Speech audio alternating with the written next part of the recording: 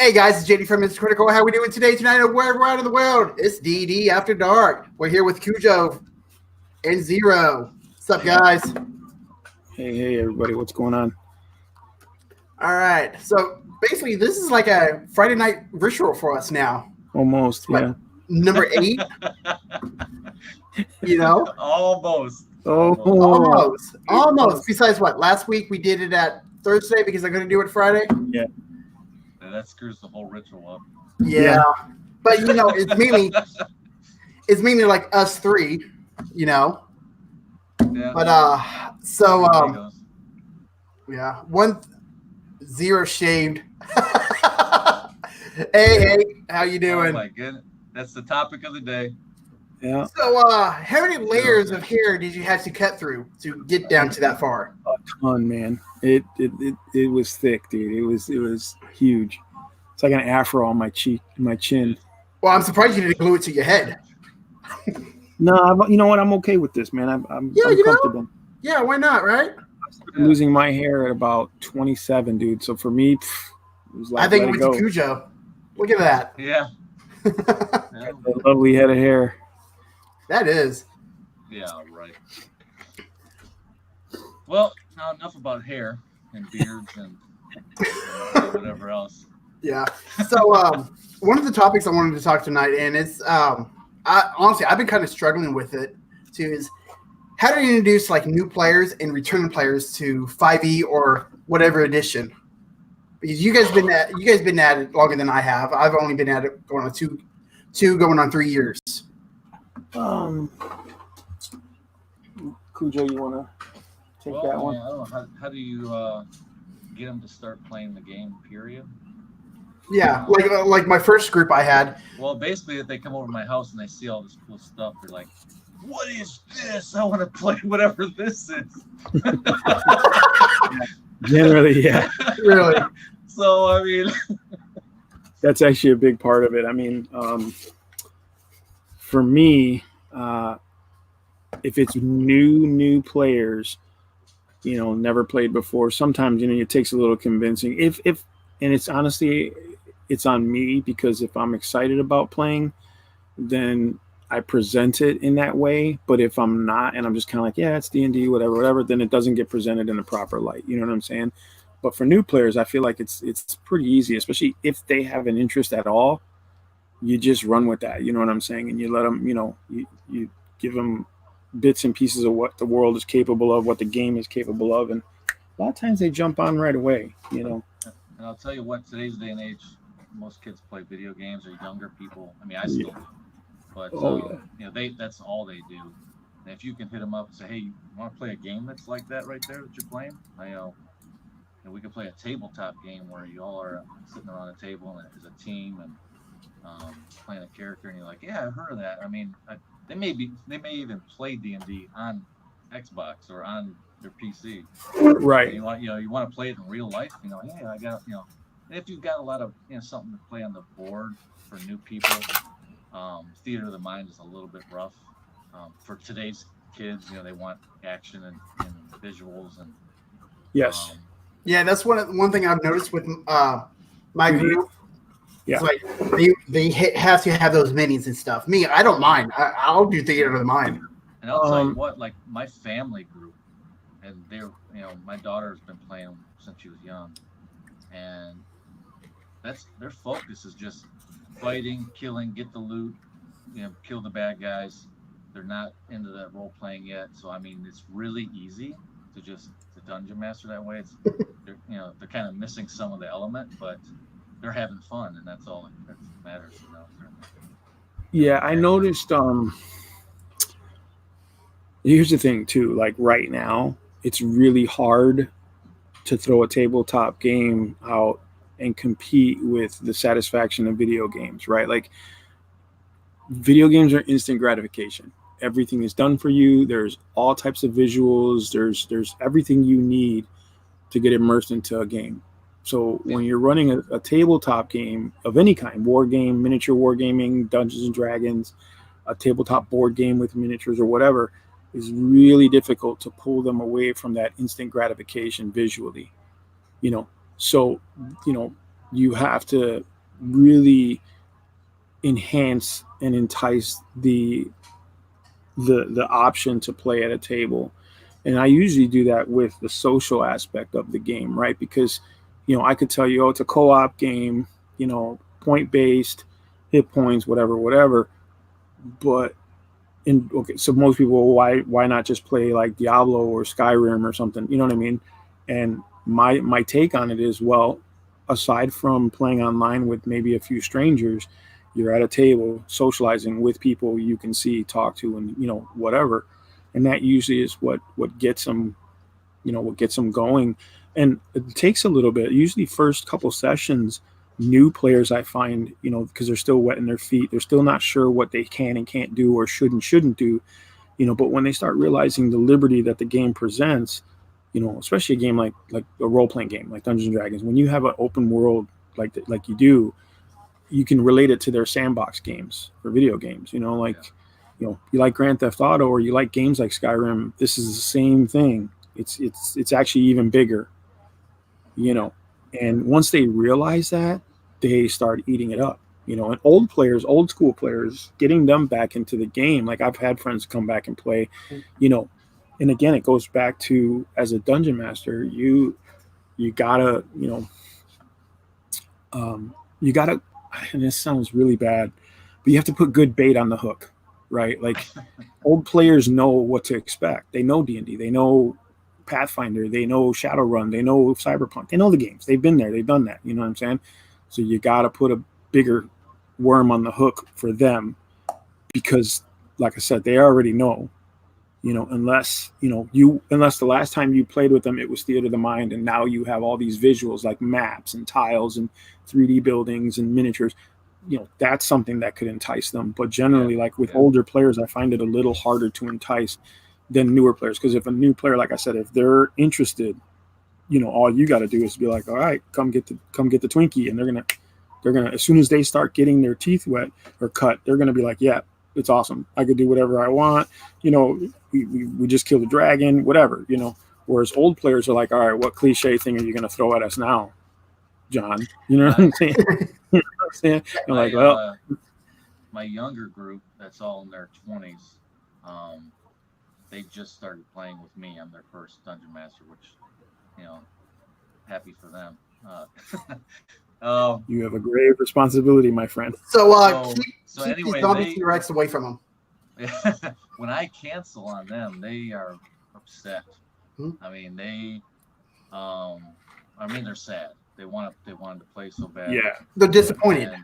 Yes, and then when even they get done with a session, we play kind of late.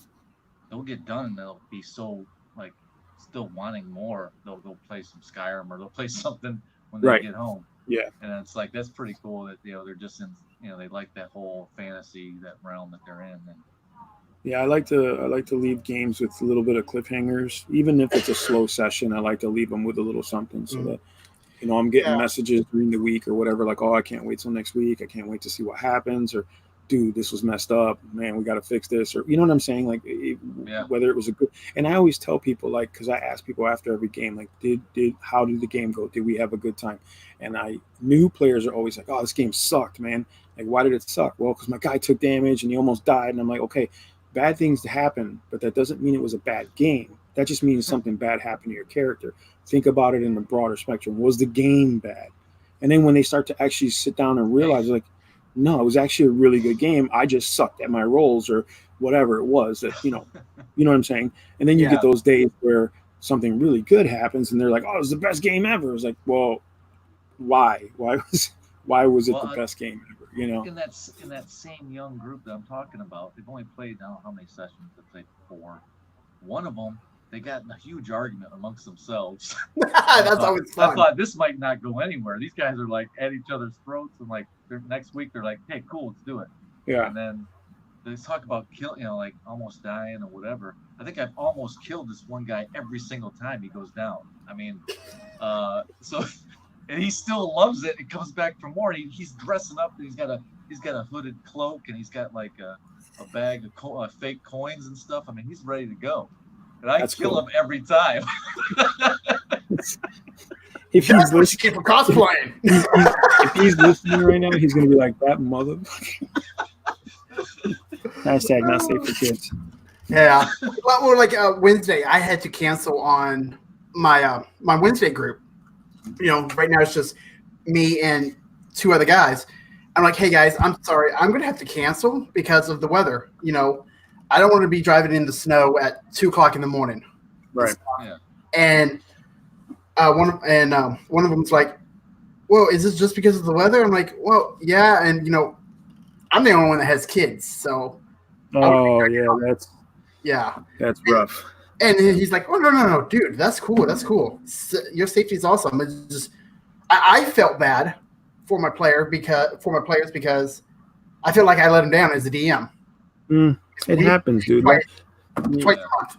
You can't think like that, man. You got, especially when it comes to like canceling a game, that's nothing, bro. That's nothing. Mm-hmm. When you when you let your players down, when you put them in a pit and there's only one way out and it's death, that's a letdown. And that's a oops. You know what I mean? Like, you're thinking it's a cool adventure, cool situation. They all die because you weren't planning ahead or thinking right. That's a letdown. That's when you let your players down. Not canceling. Thing. You're canceling just because you can't get there and it's weather conditions. There's other ways to cancel too as a DM. Oh yeah, for sure. You're not prepared. Oh yeah. I've been there. I could have maybe DM'd one of those days, but I know that I didn't have enough time. I was working nights. I was getting off. I was going to have to sleep. I'm going to be rushed. I'm like, I haven't planned ahead enough. I'm not going to go in unprepared. I want them to have a great time. Now, can I wing it? Can you do? Yeah, you can. But it's not as fun. Good. I want to make sure that we're all having a good time and happy. I don't know. I've done it. I've winged a game or two, because I wasn't, not so much that I didn't want to prepare. It's just one of those life things, right? Like, everything happened, you couldn't get to it, and it was just like, well, there's no real reason to cancel. Everybody's ready. Might as well get in there. And like I said, I think I said it in one of our other streams. I try to generalize my plan into a couple key phrases, like, first to 5th level, they're going to get to town, meet the count. Count's going to put them in an adventure, and they're going to find out the count was behind everything. That's my general plan. Everything that goes from 1st to 5th level, a lot of times it's I go right off of what they're doing. You know what I'm saying? And I'll put them where they need to be to keep the adventure going, right? But otherwise, I try to wing it, because it's like, if you make too rigorous of a plan, all it takes is one odd choice, and your whole plan is out the window. You know what I'm saying? Like, okay, now I have to railroad them into my plan, which that's the worst too, because now the players know, like, well, no matter what I choose, this motherfucker's going to make me go left and save the farmer's daughter, even though I don't want to save that bitch. Now we have to. You know what I'm saying? Like, so I try to keep it a little looser so that I can be more flexible. Like, okay, you guys are going to go left instead of right. I'll still figure out a way to get you to the dungeon that I need to get you to, but I'll let you make that choice. And, so they're not feeling like they're railroaded. You know what I'm saying? And also, like I said, they're making the choice that they usually are, right? Because they could literally be like, well, we're going to go back to town and we're not going to do shit. I'm like, all right, well, then let's close this adventure.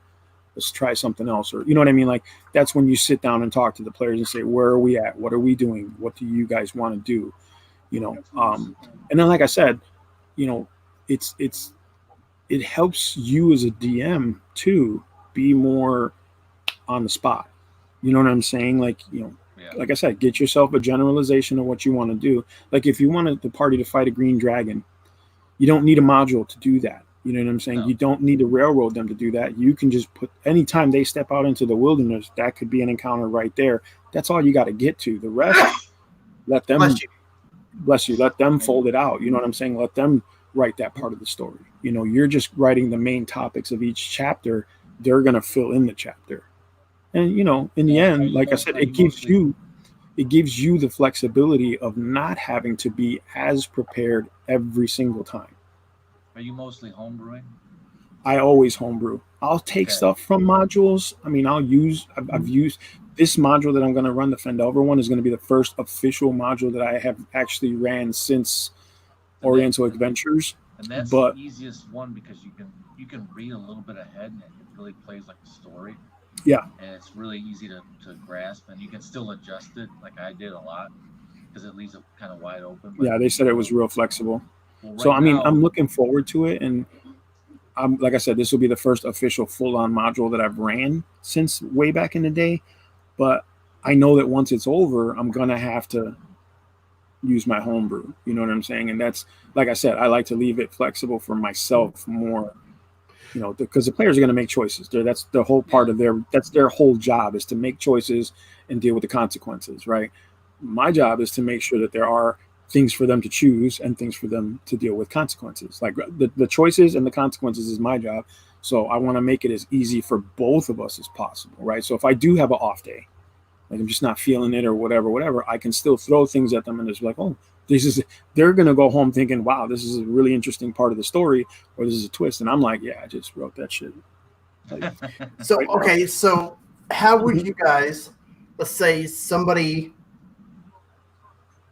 you got a friend that plays like 3.5, you want them to play 5e, and you're DM, and how would you introduce them to 5e? See this book? Whoosh. Well, I was a 3.5 hardcore player. I mean, I have mostly all the books that you would need for 3.5, and I was straight. I'm only playing 3.5. I don't need 5. And you know, my friends actually recommended me to play 5, and they actually, one of my buddies was like, just get the starter set and read the book. That's all you got to do. He's like, if you read it and you don't like it, that's only what, $20. I think it was $20 at the time. He's like, it's only $20. You spent $20 on less shit. So I was like, all right, fair enough. You know, he wasn't wrong. So I picked it up. I read it. I read how it ran, and I was like, you know what? It's not actually. Before I picked it up, I actually downloaded the free rules from Wizard of the Coast. You know, because that's what I did. It was free. You know, and I was like, yo, it's not bad. So that's what made me give it a shot. So when I tell people if they're playing 3.5 and it's like, well, straight up 3.5, I'm like, all right, well, cool. Would you try 5 if you're interested? I'm interested in running it. And, you know, if you're not, totally cool. And I move on to the next person. But, you know, generally it's like, hey, I'm going to try it. We don't have to commit to it. We don't have to play a campaign. Let's just try a one shot, one night, and see how it goes. Yeah, that's what I told everybody in my group for 5. I was like, I just want to one night of an adventure. Let's see how it goes together. And if we don't like it, we'll go back to 3.5. I mean, I still have all my stuff. So it's not like it's, you know, difficult to do. So, you know, like I said, I just bait them in. You got to put a bigger worm on the hook. That's all. Okay. You know? That's it. I mean, getting back to like, you know, the home brewing and stuff, you know, like one of the reasons why I wanted to cancel is because I'm in Tomb of Annihilation. I'm trying to run a module that's really sandboxy. Yeah. And I can get away with some, depending on what area they're in, because they're about to go into the jungle. And I can wing that. You know, it's random which direction they go. There's a lot of different cool rules that they think they're going one way, but if they roll bad, they might be going a different way, and all kinds of crazy stuff. But well, too, the nice thing is too, and stuff like that, landmarks can move. You know, just because the map says over here, so now it's over here. Because the players would be like, "Oh, I want to go south." The map, I don't want to go to that temple up north. That temple could be on south too. You're the GM. You write. Yeah. That's your story to write. So, but this is the thing, though. They can think they're going north, but it's a thick jungle, and they depending on what they roll and everything, they can go into another hex. So yeah, there's no street. When it gets into that hex crawl, there's going to be random encounters and monsters, and I can deal with that. You don't have to plan. You can kind of plan ahead, like, man, I really wanted to come up against this or this. And you can kind of squeeze it in at the right time, and that's okay. But right now, they're on the cusp of leaving town, and I have a feeling they're going to want to do some shopping or get some supplies and this and that, and I want to make sure that they don't throw at me something that is in town, and I'm like, oh yeah, that is there. I kind of already told them that. I better be on my game and like what they might have, and I want to be quick with you know, what I'm going to allow them to buy. You know, they probably want to buy a couple dinosaurs to go on this trek, and like, I know one of them wants a henchman. I'm like, okay. I got some ideas. Okay, I want to make sure I got all my notes. You know, in the essentials kit they have sidekicks, Yeah. And to me, that's perfect for henchmen. You just throw You them can a sidekick. download the Unearth Arcana psychic rules, which I did, just in case if like my players wants some extra help, I can just go through. Okay, well, here's the stats for this right here. I try not to give them too much when it comes to that kind of stuff, like NPC stuff. What I'm going to do with that, and I recommend you guys, if you ever use these guys, is they're not stupid. I'm not going to let them use them as pawns and say, there might be traps out there. Henchmen, go out there and walk. No, they're going to go, I'm not going out there. Yeah, I control the sidekick. The sidekicks to help you guys. Heroes. Yeah. I mean, what I will do in a situation, because I've had that happen. I've had players use familiars as fucking bait. Like, I'm going to send a familiar in to snoop around. And then there was a wraith in there, which freaks out animals. It doesn't matter how smart they are. They get freaked out and they panic and they leave. And his familiar booked. And he was like, well, what the fuck? I control that. I'm like, yeah, but it's a fucking wraith. That's what they do. So you lost your familiar for like, I don't know how many rounds. Now he's pissed, but it was like, okay, but that should be a lesson to you. Just because it's your familiar and you can, Scott, like you guys share hit points, you guys share stuff. Don't just be reckless with your sidekicks or your familiars or your animal companions because they will die. You know what I'm saying? And I explained to the kid because I was like, do you know what it takes to get a familiar back after they die? And he was like, well, you just summon it again. I'm like, no. Look at the rules and watch how complex. Once he realized how complex it was to get a familiar back, he was like, all right, no. He kept it in a secret pocket, like one of those hiding pockets in his cloak all the time. He would talk to it like, hey, man, are you okay in there? You know what I'm saying? It was like, it was a whole different, like a whole 180 in character control. You know what I'm saying? And they started doing that with NPCs as well. Like whenever someone would join the group, they was like, all right, man, go in there and set them traps off and do, and I even had like rogues or bards like roll charisma checks to try and con them into doing it. And it was just like, all right, are you guys evil? Like, cause that's evil what you're doing, Speaking of like familiars, this is something, I know we touched on this a little bit last time when I was talking about this party. If a lot of new young people especially, like really young, they want to have a pet. They want to have, I want to have this little animal, this little familiar, this little dog. They kind of want a familiar, but they're not going to call it that. They want an animal. Right. So you give them. I give them. You want a dog. You want a cat. You want This one girl wanted a rat, so she's got a rat, and it really doesn't. It's a rat. I mean, it's going to do what rat thinks does. I mean, it's going she wanted to send it to go scout a room for. I said, okay, so give me an animal handling check. How much practice have you had with this rat? Yeah. Now you don't speak rat. This is an actual rat. Yeah. It does not talk. Doesn't have no magical abilities. Got no intelligence.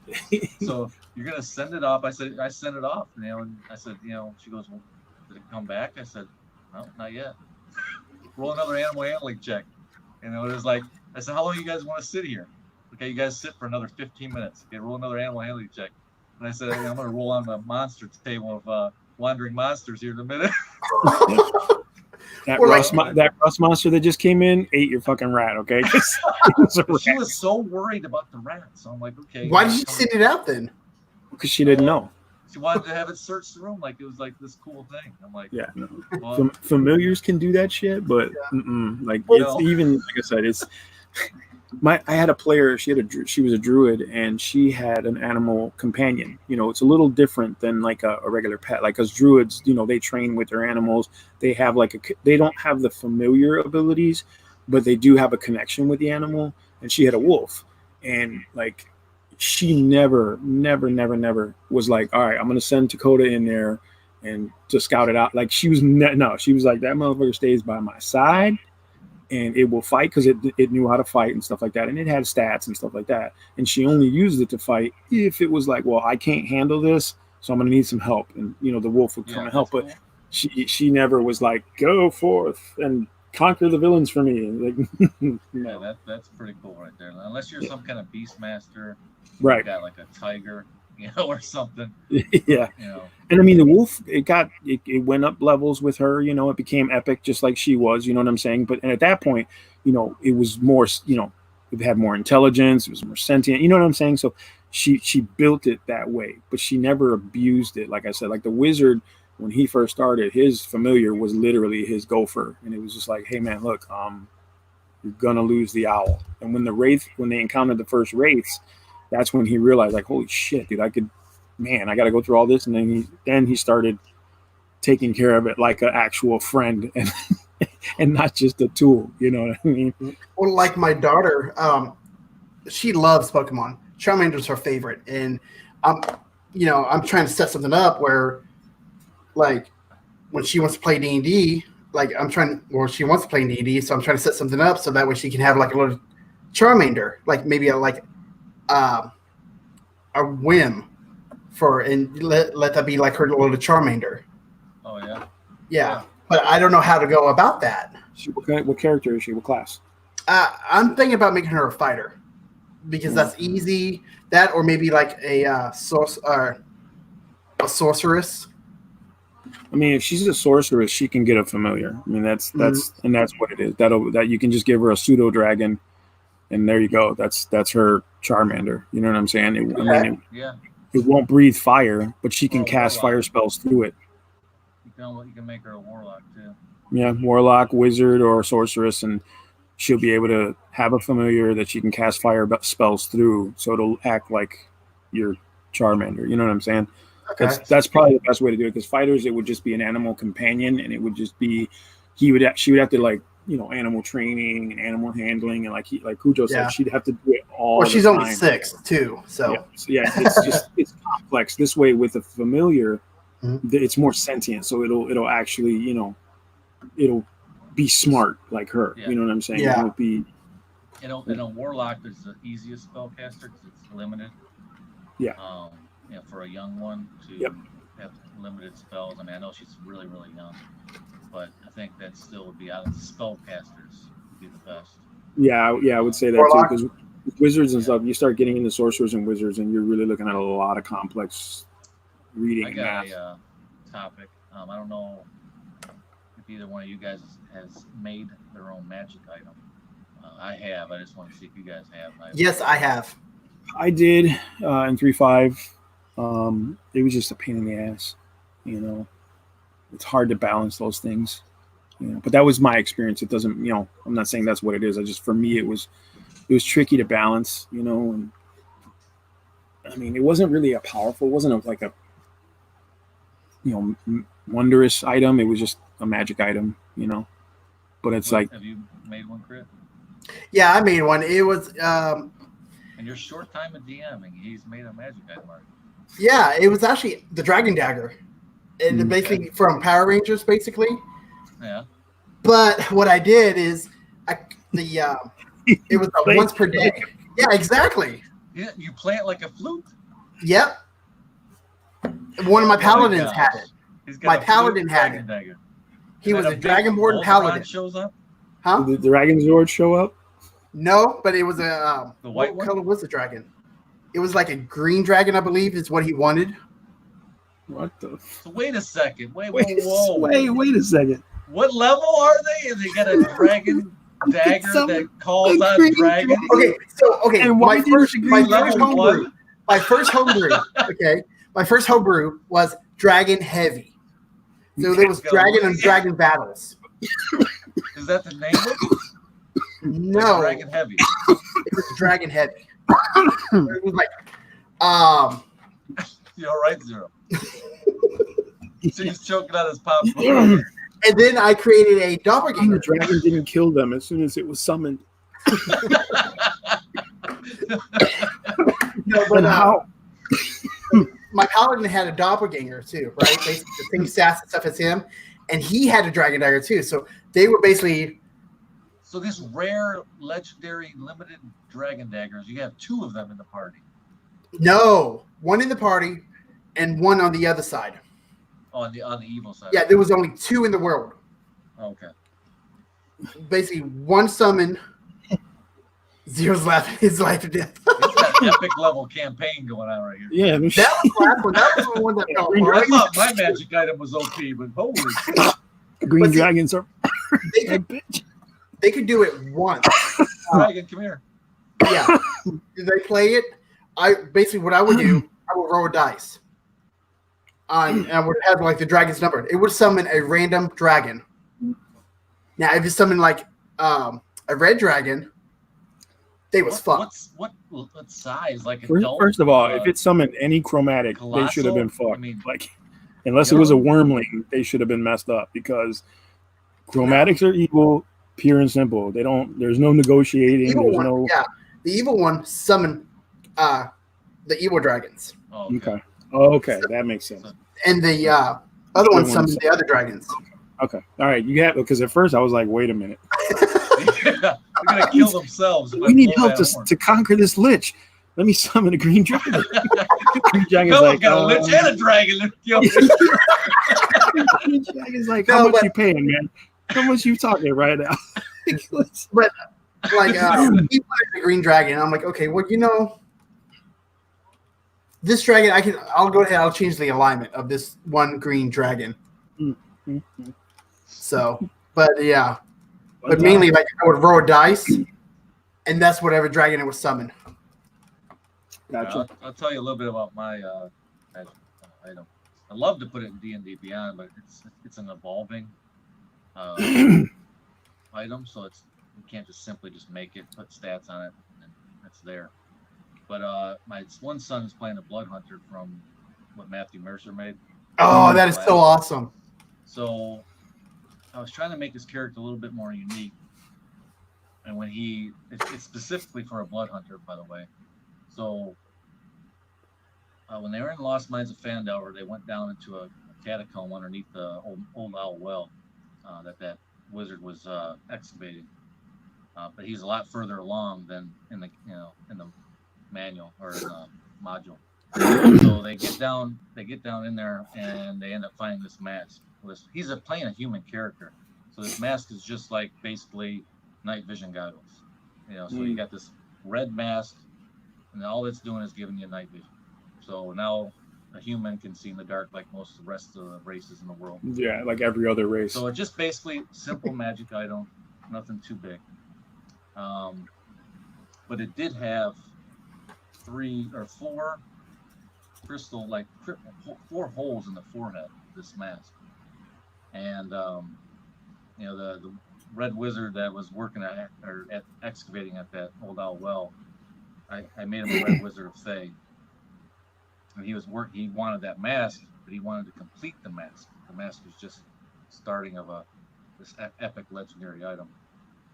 And he's basically let my one son take it if he's going to try to go to this one destination and see this so-and-so's, I gave him a name that I got out of a different module that I knew was basically the 4 elements. And anyway, when he sees each one of these people is one of these big name characters, he's going to end up having a crystal infused into the mask, and then he's taught how to use it. And when a Blood Hunter cuts himself, the blood comes out of his, wherever he cuts, magically will go in, he can use it to power his sword up or do various things. So I have it to where he can focus that and fill this crystal up, and it takes 4 times, so he can hurt himself hit point wise to fill this crystal up. The amount that he fills it, I've got a scale. He can release it in that particular energy type, and he creates a elemental. Ooh. So he went with water first. So if he's only got 1 charge, I actually went with the homebrew stats that somebody made on D&D Beyond. Yeah.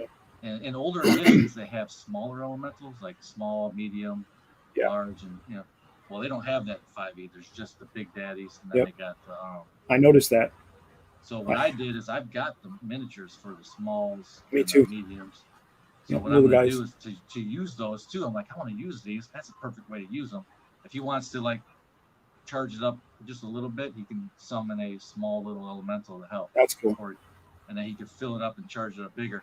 What I want to do is super epic level that the wizard really wants. He doesn't want it. He wants to complete it to where he can make what's the largest elementals of them all? Titans. Is that those figures that you got?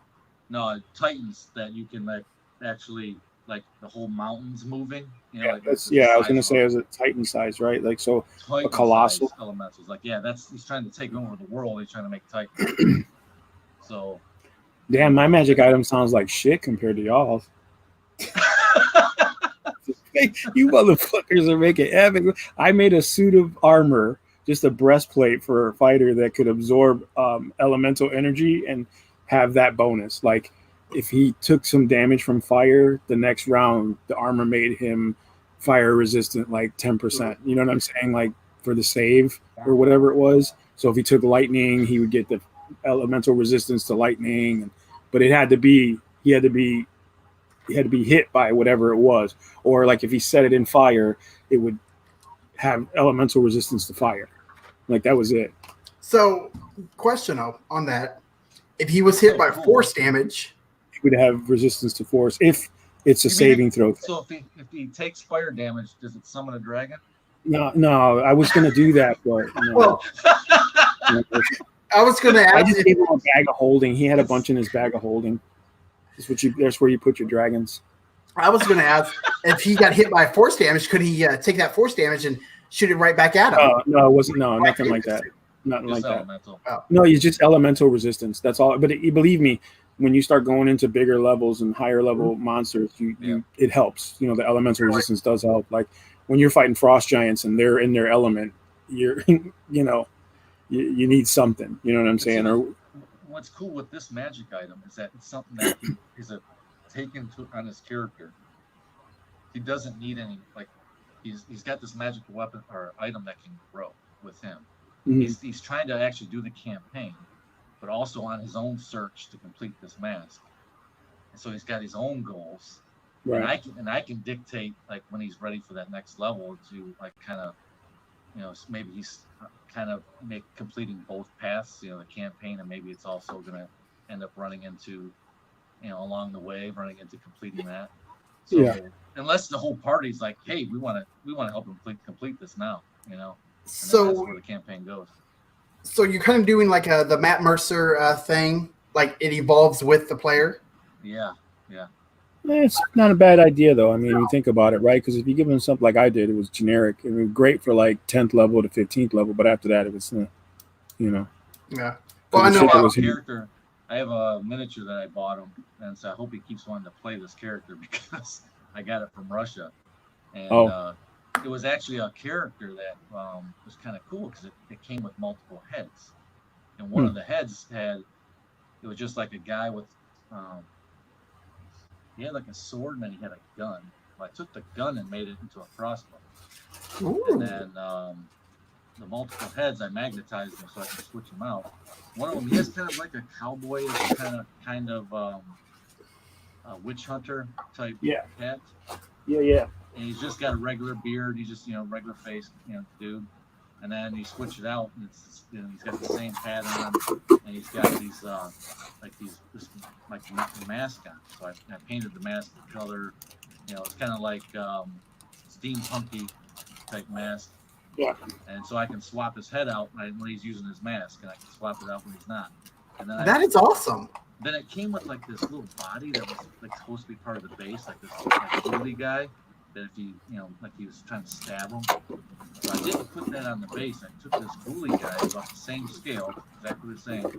I took his head, so he got this like bully, ghosty type head, and I cut that off and I magnetized that as well because he's playing a blood hunter. The blood hunter type that he picked was the spiritual one, or the ghosty spiritual one.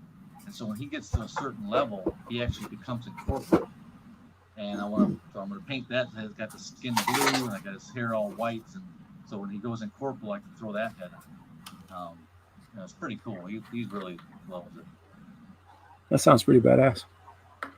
Yeah, like I said, the one item, and that was it. I never really, because there was so many different magic items in so many different books. Yes. It was like, what do you need that's not 3.5? It was Magic Item Fest. Yeah, it says like there's something for everybody there, and chances are like magic items are like maybe good for 4 or 5 levels, because after that you just start, you need more things, different things. You know what I'm saying? And your stats start to outdo the magic item. It's like, what's the point of carrying it around? You know. So. So I know Zero. Have you pre-ordered the Wild Mountain campaign setting yet? What's that? It's the new D&D supplement book that's going to be coming out in March. Wild Mountain? Yeah. No, Wild Is that Mountain. Wild Mountain. Sorry. Yeah, Wild Mountain. It's basically a campaign setting. It's Matt Mercer's campaign. Oh no, yeah, no, I did not. I'm gonna keep Forgotten Realms, and I'll be honest.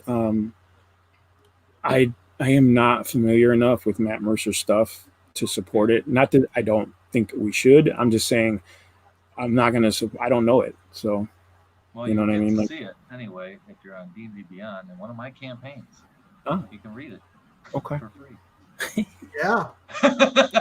I can only do three. Hashtag. I have 3 campaigns. So. Hashtag Cujo's awesome. Hashtag free is for me. Yeah. So, yeah, by the way, I need to print out everything off that Cujo has bought for us. Yeah, it's funny. In the for my 200 giveaway, the Essentials kit, I was trying to figure out what to throw in there extra. You know, A dice. Set of dice. No, I actually threw in a full player's handbook. Really? But it is my first copy, which was a copy. It's actually a printout of the player's handbook, but it's double-sided and it was printed on a resin printer, so it actually feels, the paper actually feels better than the paper in the book. So whoever's getting this player's handbook is lucky as fuck. Well, like I said in that comment that I made, if I win it, I'm giving it to my player because he wants the DM, and that's perfect for him. Tell him to subscribe and comment so that you got 2 chances to win. He's smart. And I could go on my other account and do it too. Yeah, you could. Fucker.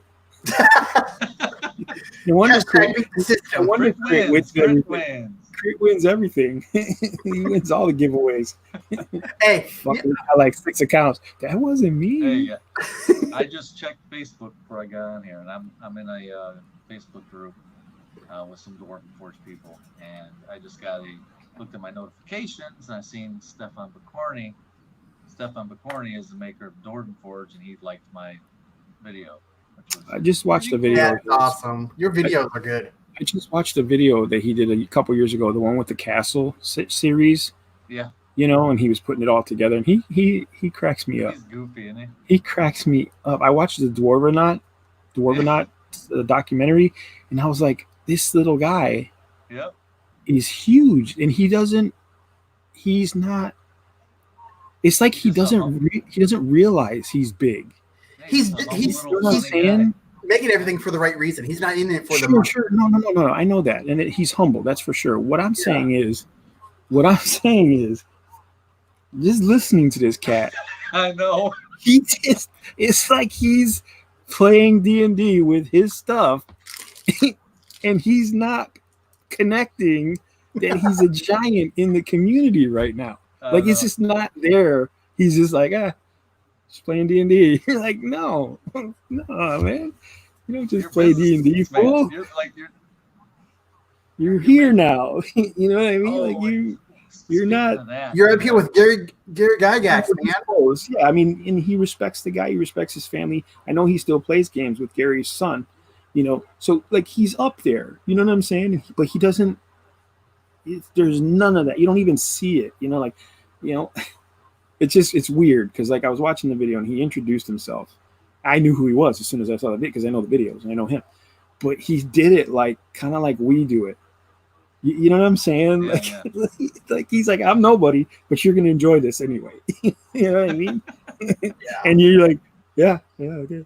Well, like I watched those Winwood that Win Life that Winwood puts on YouTube and stuff, and he's showed up a couple times on there. The younger guys of Dwarven Forge are like, oh yeah, we work for Dwarven Forge. He's like, yeah, whatever. Yeah, I own that shit.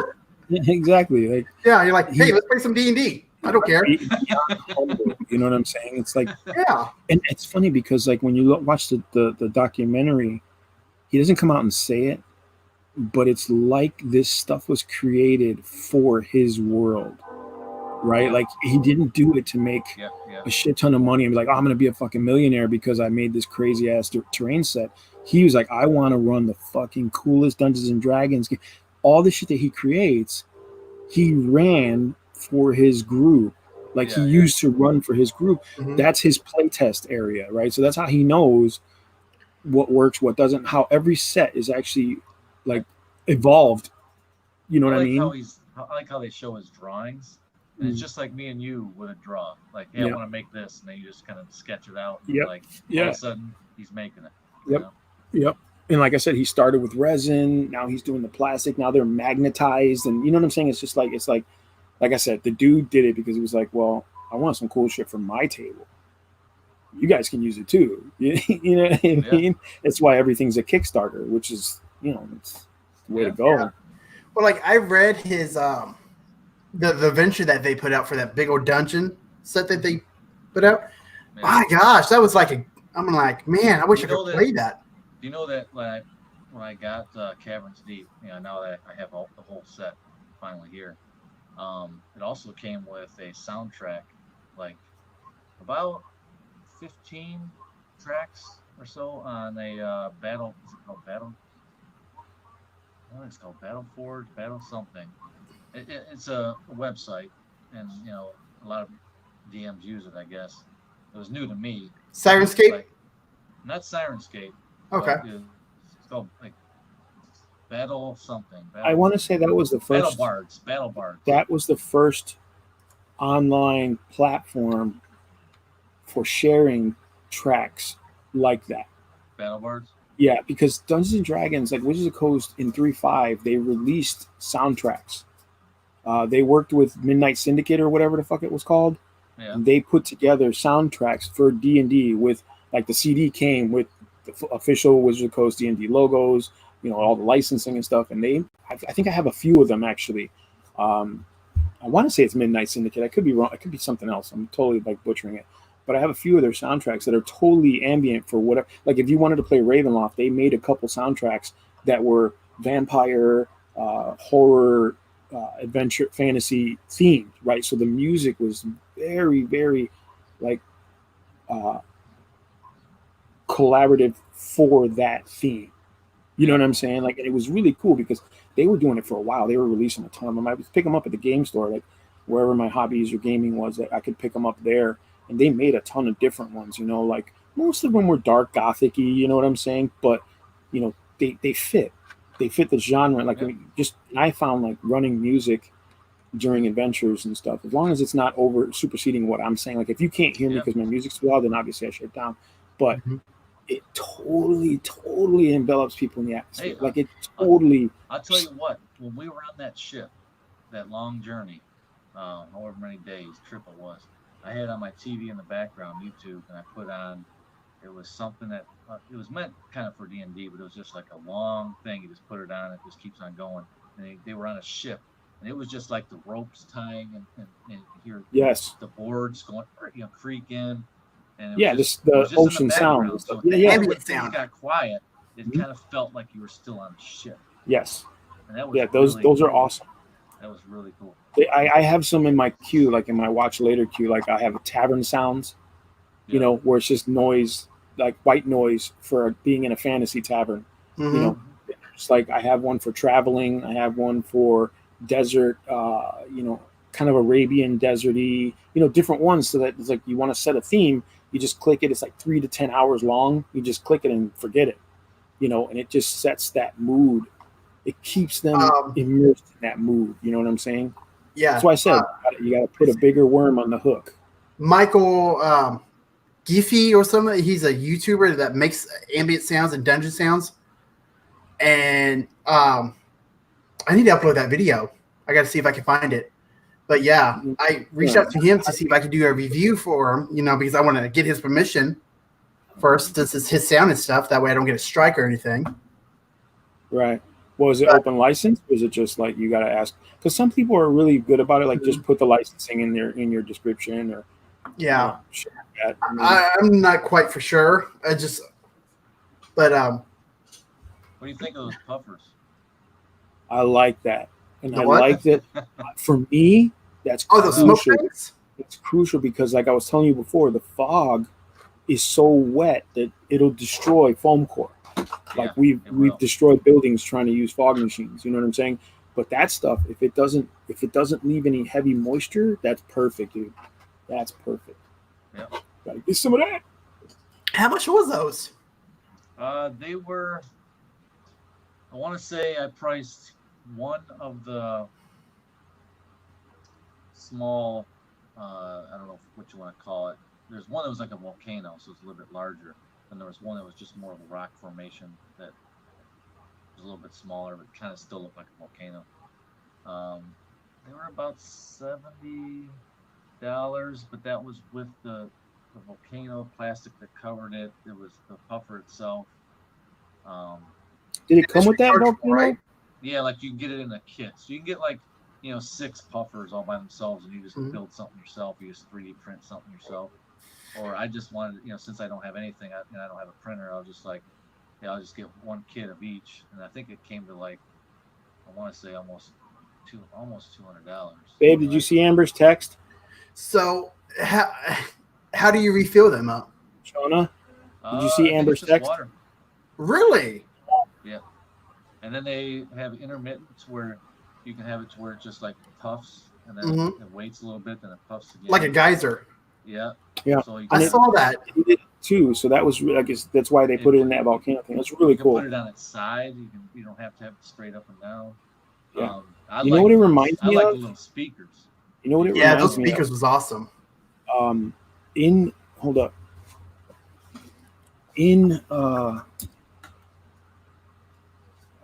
that tank, see that big tank back there? Yeah. There's a smoke machine. So when it turns on, it puffs smoke like the tanks. It comes out the exhaust. It's dry. It's an oil. It's like a oil-based thing. You put a couple drops in, and the machine pumps it out. Like it cooks it. It's just like an element in there it gets heated up, and then the element cooks the oil. So there's no. It's smoke, but there's no moisture. Yeah. You know what I'm saying? Like there's like an old Christmas train. Yeah. And they used no, to because all Christmas trains were water. That was steam. That was actually little vats with hot water. You put water in there and it would warm it up, and then that was where you got your steam. But this is like I said, it's just a oil-based smoke machine. It's like a silicone oil. So I don't know if those machines do the same thing, but it's almost like that. You know what I'm saying? So like I said, for me, for the scenery that we use, that would be perfect, because this stuff is all cardboard and paper and foam, and that just gets ruined. Obviously, like the Dwarven Forge stuff is great because it doesn't. That's just, you just wipe that off and you're good. You know what I mean? Yeah. But yeah, the other stuff, I've always wanted to use fog machines in my tabletop games. It's just, it ruins everything. like all this stuff's got to go to the garbage. So. But it wouldn't hurt 3D printed stuff. That's just plastic. Solid. Dude, So. I'm really on the fence about a 3D printer, man, because it's just the initial purchase of it.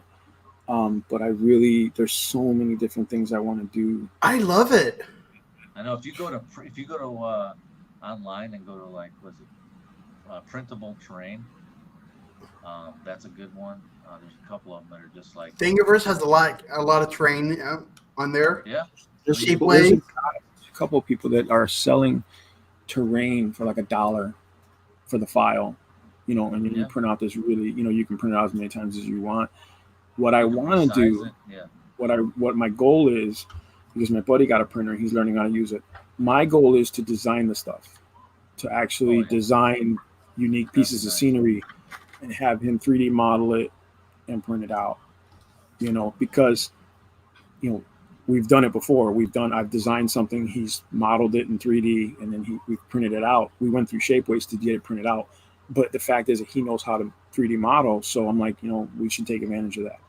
You know what I'm saying? Yeah. Like I'll draw, I got to come up with a world, and then the atmosphere of the world, the races in the world, and, because that way your scenery is more unique. Because I could make ruined scenery.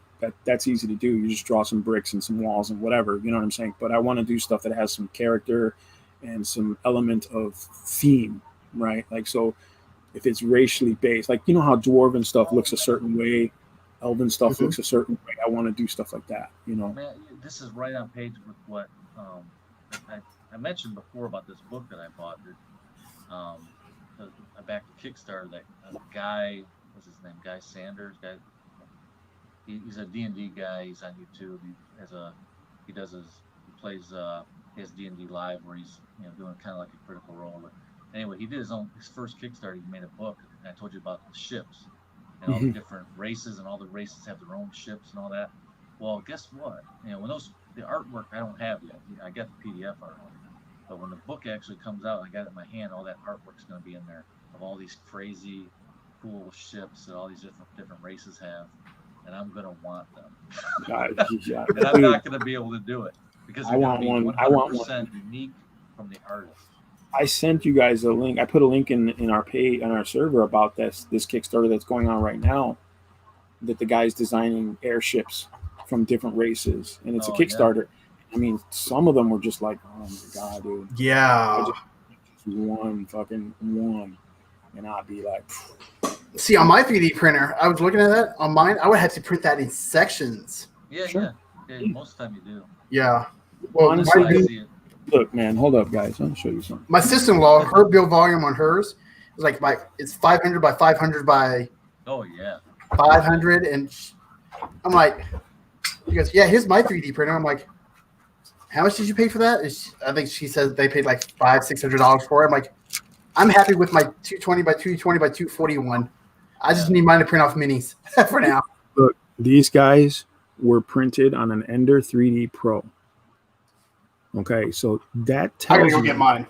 That tells me that, I mean, you guys that are using 3D Pros, hate, or not hate, but I think he had one. My buddy James. This to me is quality. It's pretty good quality, yeah. There's a lot. FDM, they say FDM, like hate says FDM not good. You can't get good quality, but you sure can. This guy's got skeletons. He's got other stuff, and they're cheap. They're not the greatest, right? But look, what I'm saying is, what I'm saying, Crit, and everybody, is that if you're not getting this quality, he doesn't have anything on his printer or in his software that is creating this quality. He's just manipulating the software for the printer. It's all in the printer settings. You just got to figure out those numbers. Yep. You know what I'm saying? And I'm telling people, I'm like, you can do quality shit. You just have to learn how to use the printer. You can't just turn it on, like this one, find the file and hit print, and then expect it to be fantastic. Yeah. I got to get a better camera, but. Yeah, you bought that one, right? No, I printed this one. Did you? Yeah. I don't know. It's like, but yeah, the lines. Well, I used the paint that you guys gave me and stuff on it, and oh my gosh! Are you on a green planet?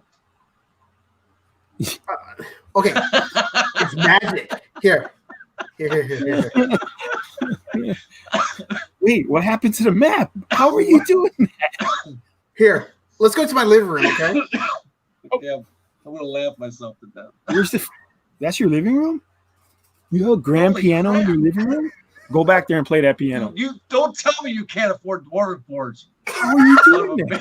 Okay. Fine. You're a big fat phony. Oh shit. He's a phony.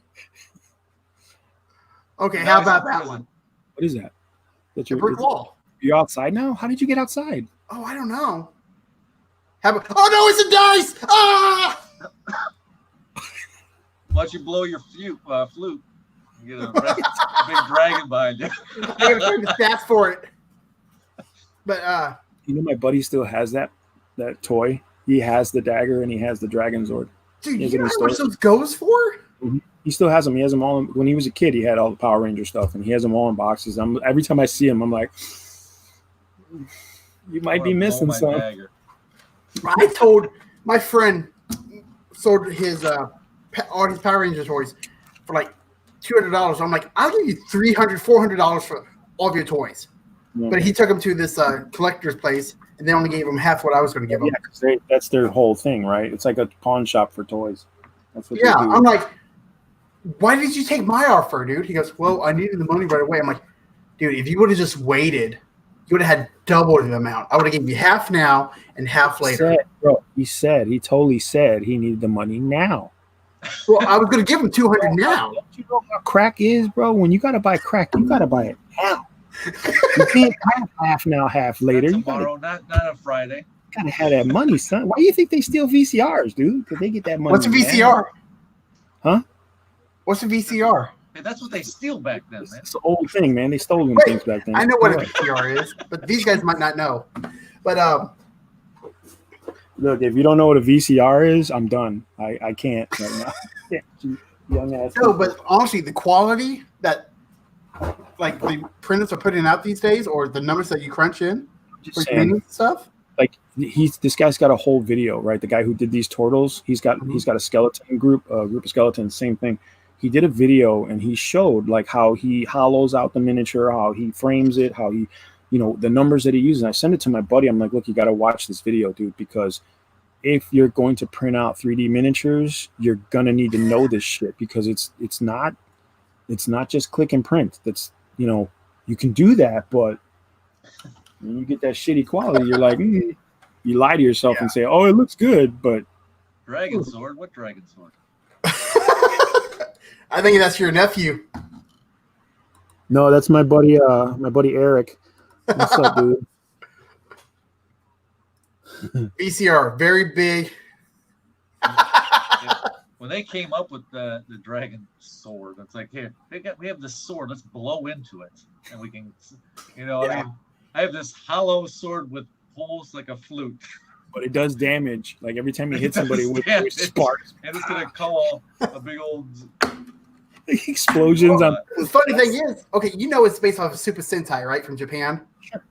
And the dragon's name is actually Caesar, and the song he's playing is actually March of the Dragons. If you ever get the chance to listen to the full song, it's not a bad song at all. What's it called? March of the Dragons? March of the Dragon.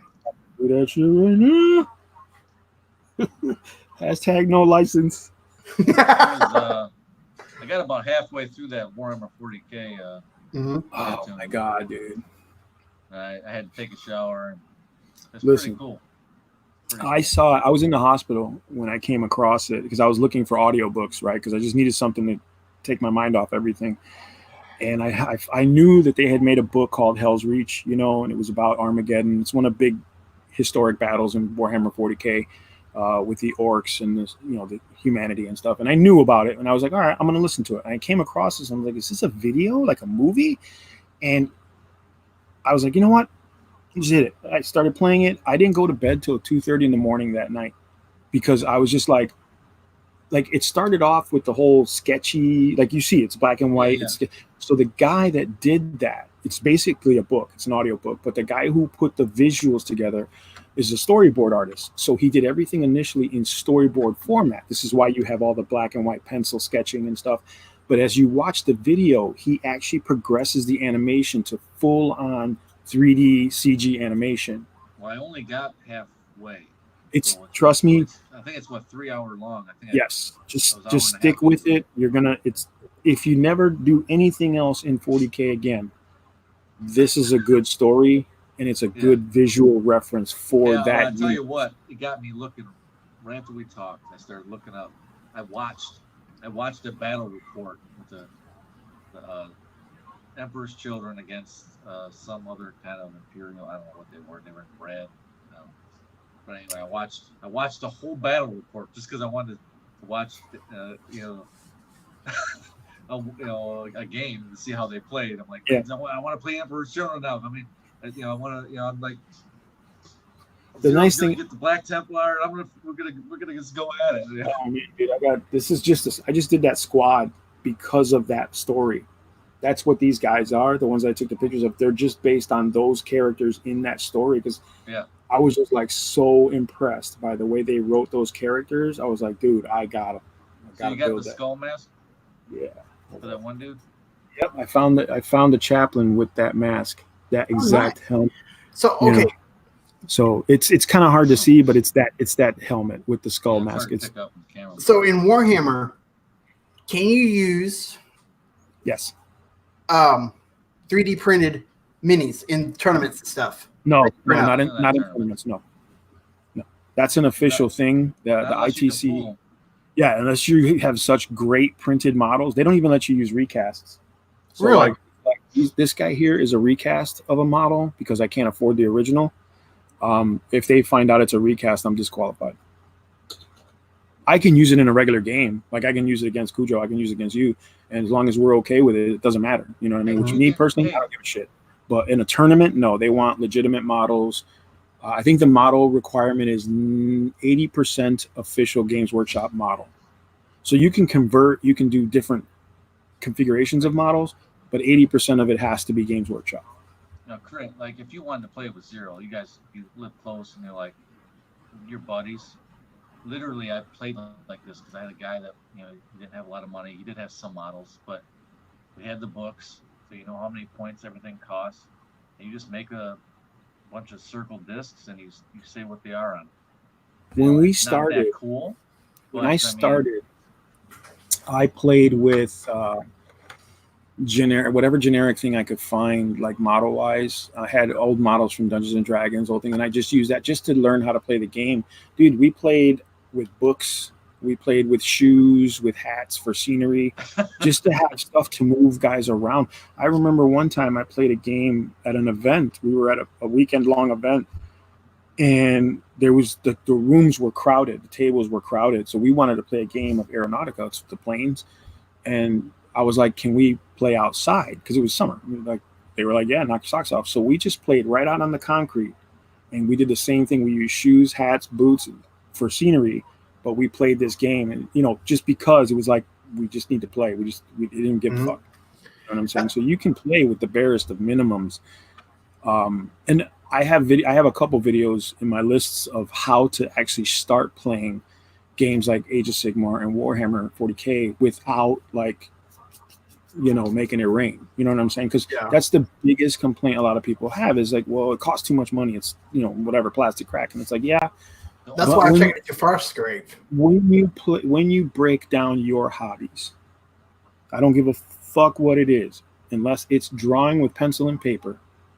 You are paying money, whether you do it immediately up front in an initial investment or you do it long term. You are spending a lot of money. The only thing I don't like, and you could probably agree with this on Warhammer in general, fantasy, new stuff, old stuff, is I don't like how they almost put a dollar amount on point cost, not really a dollar amount on how much plastic it took to make the damn model. You're absolutely right, and that is one of the biggest things I hated about Games Workshop is that they don't value the model. Like these two guys are not based on the amount of plastic or resin. They're based on statistics. So really? this guy may be small, but like for example, 1 liter costs $20. This guy here will cost you $35. You know what I'm saying? Not because he costs $35 of plastic. It's because of his statistics. He's basically a chess piece. He's a pawn on a chessboard. This is all these guys are. They're just really nice. You see how much the Tiamat mini costs? I mean, it's like $60. I bought it for $60. Mm-hmm. It's about $60. I thought it was higher than that. That's the thing is, you can't get it. The thing is, Tiamat, Tiamat's probably, they know you're probably going to use that miniature one time in a campaign. You know what I'm saying? And they're trying to make it so that everyone can afford it, which is why you have Bones, which is why you have, the new WizKids models. I have an Umber Hulk that I paid $20 for when it was first released back in the day because it's pewter. They're literally almost identical to the ones that's out there right now. It's almost identical, but mine is pewter, But it cost me almost $20 because pewter cost a lot of money back then. Yes. You know what I'm saying? Whereas now we don't use pewter anymore because the plastic is cheaper. See, if you look at WizKids line, you're gonna see that they're small pieces. They're selling 2 for $4. So they're making money. It's $2 a little miniature. Yeah. They're making money because they know, oh shit, I can buy like 20 guys for $20, so I'm gonna spend more money. Yeah, and it's not that bad. It's not terrible. But then when you look at their bigger models are a little tiny bit more. It's a little bit more plastic, a little bit more heft to them. And then their bigger models will be like $15. You're gonna get up to that, they're a little bit more. They're not like, hey, they're like if they come out with a Tiamat that's unpainted, It's probably be like $25-$30. Yeah, that same model would probably Because cost it's just half the because cost it's painting it's it not and painted, there's not Mhm. extra cost. See, I would buy that if it was unpainted and paint it a lot, myself. dude, a lot of people would. And they- in the long run, they would make When more I money. hey, it's been going for like $100 plus for a long time. Uh-huh. The thing is this. When I You seen got to it come think. back into my hobby store, I seen it listed. I thought I was going to be buying a unpainted one, and I bought it right away, pre-ordered it, and when it came painted, I was like, "Holy crap, $60, $55!" I thought I was getting an unpainted one for that. But, Yeah, when I saw it online, I was like, "There's no way that cost that little." Like I thought there was something wrong. Mhm. But It's the like thing is, too, you got to remember, they're making miniatures also for guys who don't know how to paint and can't. You know what I'm saying? Like, there's a lot of DMs out there that can't paint very well, or won't risk painting miniatures and wasting money, so they make them painted. Like that's why they came out with that whole look, man. Look at this. This is fucking orcs and trolls and $13 right now is what Tiamat's going for. look at this. This is all goblins and fucking kobolds and stuff, you know, because it was super cheap, you know. It was like $10 a box for like 8 or 9 guys. Why wouldn't you do that? You know what I'm saying? Like, especially if you don't. Just so you guys know, I'm sure Zero, you've been paying attention a lot, but you know, maybe anybody listening, anything that WizKids is coming out with now, like that big ship that I bought, it was $200. You know, $199, whatever it was. I think I got it. One of them I paid like $205 because I got it like a few days late. And one of them I got for like $178 or something like that. But either way, they're going unpainted for like $119. Yeah. Really? Like the Elder Brain that I just got. If anybody's liking it, hang on. It'll be unpainted. I am 100% sure, for half the cost, or not. You know, like $30. Like the Kraken, I bought the Kraken painted. You can get the Krakens now unpainted. They sell that one unpainted. Yeah, it's unpainted now. I saw the painted one and I was really thrown off at first. Yeah, it's such a. It's not even the color; it's the design. Like, and that's the new Kraken. Yeah, it's the new version, and I get it. Like, I actually watched the lore video, and the guy was talking about why does it look like this as opposed to this, and I was like, okay, it makes a lot of sense, like what they're talking about. And I've actually read some audiobook or listened to some audiobooks where they had a Kraken in there, and they really went into the whole history and lore and mythology of it. And I was like, okay, it makes total sense. But I was just like, man, it looked like it just threw me off. You know what I'm saying? I was like, what the fuck is that thing? What's crazy is that to me is the Kraken. So when I see a giant squid Kraken, I'm like, that's a giant squid. Yeah. Well, see, that's the thing, right? The Kraken has always been a giant squid. Like, it's all in every mythology. And they still have them. It's called the young Kraken. Yeah, young. Yeah. Yep. Yeah. So they evolve into this like monstrous. Well, like this one has hands. Like it has the front hands. I was like, what the? Okay. But it makes sense now. When now that I know the lore, I was like, oh, that totally makes sense. You know. I have a question. Okay. I'm looking at the Tiamat minis right now, right? Okay. Right. The Iconic Realm ones Tiamat is $69.75. The Attack Wing is $99.99. What's the difference? Attack Wing is tiny. She's tiny. No, they're both exactly the same miniature. Is it really? Yes. Icons of the Realms is going to have a black circle base. The Attack Wing is going to have a huge square clear base. Oh, this one looks like it has a black base on it, on the box. Because she flies, right? She's flying. On the box. It's wrong. If it's Attack Wing, they both have a clear stand, but the Attack Wing one will have sections of clear, and you can stack them to get different types. Oh, okay. The Attack Wing, I've got the Attack Wing box set, so I know. You know, I've got those 3 dragons, the blue, copper, and the red. So they're basically both the same mini, just. But the base is really huge, so they don't tip over, and it's meant for gameplay, like tabletop gameplay. And it's a specific game. And yeah, it's like Well, no, hang on a second. They're not that cool for playing D&D. You want to almost rebase it. Yeah, most of the time you can get the Attack Wing cheaper. Because she's not, but they're not the same miniature though. Yeah. No, they look different. Cujo, go get it. Show us. That's the attack wing one. Yep. Yeah, and then, well, hang on a second. I could be wrong. I'm probably wrong. I'm just saying because, okay, I haven't 100% seen that one in real life, but I have the other dragons I do have are the exact same ones of the WizKid line that's in the normal Icons of the Realm. They're exact same miniature, just different stand. Like the Icons of the Realm have a fixed clear base, clear stand, and then the black base, just like all the rest of the miniature. And they're meant for D&D game. And then the attack wing version is the same miniature, but they use a different base, and it's all mostly dragons. They do have other things. But... Okay. You know what? You're right. She's actually attached to a base for icons, whereas the attack wing one, they have a stem on her chest. Yes. Yeah. A clear stem, and then you can stack other little stems together, clear stems, to get different height. Yeah, but Bahamut's 45. You can actually get Bahamut. Yeah, you can get both of them. It's just set for $160 for both of them. That's not bad. $80 a piece. I think I paid. I want to say around close to $50 for each. Well, okay. So the Reaper Bones version of Tiamat goes from 99 to 109. Which modified is really cool. Like the one Zero showed me. He posted on Discord is really cool. Oh, that Reaper one? Yeah. Why is Bahamut green or blue? Because he's a blue dragon. It's a platinum. He's supposed to be platinum. He's supposed to be platinum, not blue. They didn't know how to paint him.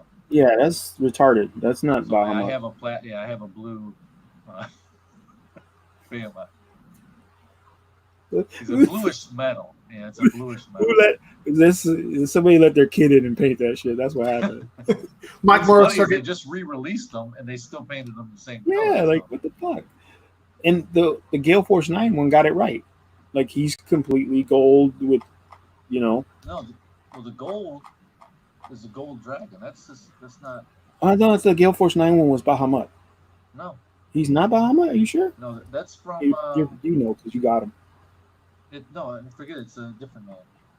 I've got him. It's not him though. That's so weird. So in Attack Wing, which is a really small scale, it's like 15 millimeter scale. She's huge. She's gigantic. Yeah. But in D&D, she's tiny. She's way too small. Some bullshit. I see you, Wizards of the Coast. Bullshit because you want it. Yeah, I see bullshit. You want it, but she's too small. Fucker. Well, I saw it. Right, it's too small. I'll send them to you. I can't keep it. I gotta have the right thing. It's my next giveaway. I'm on it. Hey, just give it to me. I'm gonna win it anyways. Reaper one is that Reaper one is really big. Like he's huge. He's what it should have been. You know what I'm saying? Like, because the dragons don't look right, but he's the right size at least. Because she should be colossal if anything. Like it. Yeah. If I'm not mistaken, her stat says she's colossal. On Tiamat? Yeah, because she's primarily red, and then the other ones are like whatever. But she should be colossal. I'll have to look, but I think so. Google it. Juju that shit because I'm swear to God. I'll just go to D&D Beyond. We got it on Cujo's stuff. Cujo. Let's see here. Sources, Player's Handbook. New sticker. Oh, that's a nice sticker. I found it. I use it as my logo on mines. The background's magic on it. Monsters. She's gargantuan. She's gargantuan? Oh, wow. And she's on a gargantuan base, I think. Oh, wait. Sense. Gosh darn it. I guess I'm not on there anymore. Ooh, you got kicked off. Oh, yeah, I kicked him off a long time ago. He's abusing the system. Oh, my God. Did you really? Pirate. Total pirate. Oh. I don't have access to it. Get. Oh, sorry. I guess I didn't win.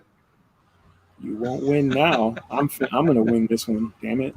Get me a Tiamat. Let me check. Nope, it says my character's still in there. She must be like an update or something. I don't know, man. She should be colossal. Bastards. But I found a colossal red dragon for $124 in the box. Oh, the painted? Yeah. I'm waiting for them to. Oh, they're probably not gonna come out with an unpainted version. They should. I mean, every other company's making one. They should just own it. You know what I'm saying? Like, I really think they need to redo all the dragons. I mean, Yeah, I like the gargantuan ones. I have some of them, but they look like shit. Like, you know what I'm saying? I have it because it's a black dragon. I have it because it's official white dragon, but they look like crap. Like, they should really redo those models. I'm sitting here just itching, waiting to see what they come out with next. The next batch. Usually, I start like when the next wave is going to hit, like the ones I already pre-ordered, when they're about to hit, you should be already looking. And you can kind of get. You know, I'm almost feeling like they should do a Kickstarter like Reaper does. Yeah. You know, like if they did a Kickstarter like Reaper, people would be it put Reaper out of business probably. Probably. Well, I'm thinking about buying their terrain set, like the starter set for the dungeon tiles and stuff. I would definitely look into that. Yeah, $50. It's not bad. Is it pre-painted or unpainted? It's pre-painted. Then you can get into possibly printing something that'll, like I said, kind of go with it really well. And oh yeah. With it. Maybe you just make a couple transition pieces that transition into that. Yeah, that's what I was thinking. Because if I had a printer, I'm going to be making a lot of stuff that I can work with I've already got some stuff that's wild, buddy. I'm telling you, in my head, if I can design it myself, like what Zero was talking about, I'm gonna have a Z axis. I'm gonna have it to where I got like arches going over the table. And I got stalactites coming down. And that'd be cool. I'm gonna have, but not enough to where it's in the way and you can't see, but enough to where it gives you that visual. Yeah. And have it clip onto the walls and stuff. I mean, I got some ideas. That's cool. See, that's what I'm saying. I do have design stuff like that. I would. But see, on that tabletop board I got that I want to make, I really want to start making that probably spring once it warms up a little bit. But I want to have like that fog machine under the table, and when it comes up, it's going to spread up all these different hoses, and it's going to have little holes that I got plugged off all the way around this board where it's sunk in, and I can just unplug it and hook up hoses and run the fog where I want it, and have it come out in all these different spots in the board. So that's pretty cool. Yeah, I got some pretty cool ideas, man. See, man, you would probably benefit more from a tabletop war game because that's where all that stuff would shine. You know what I'm saying? I mean, you can use it in D&D, and I know a lot of people that's why they buy the stuff like the Dwarven Forge. But I feel like, if you can't afford to buy all the sets to make a lot of different variations, you're limited, right? You're almost limited to where you can go and where they can go. But what you're talking about is like I said, that's tabletop wargaming. That's where you create what size before when I was playing it, you needed like a 4x6 foot table. And I just don't, the table that I want to make, I might the playable area. So I want to have an area where you'd be able to have your books and your papers, your pens, whatever, what have you, places to roll dice. Because I'm gonna actually have dice towers built into all 4 pillars because it's gonna have a table. I'm gonna have a top to my table, so it's gonna have lighting. I want to have black lights. Damn. That I can control because I want to be able to turn them on because I'm gonna have paint that glows and that's iridescent in the black light. But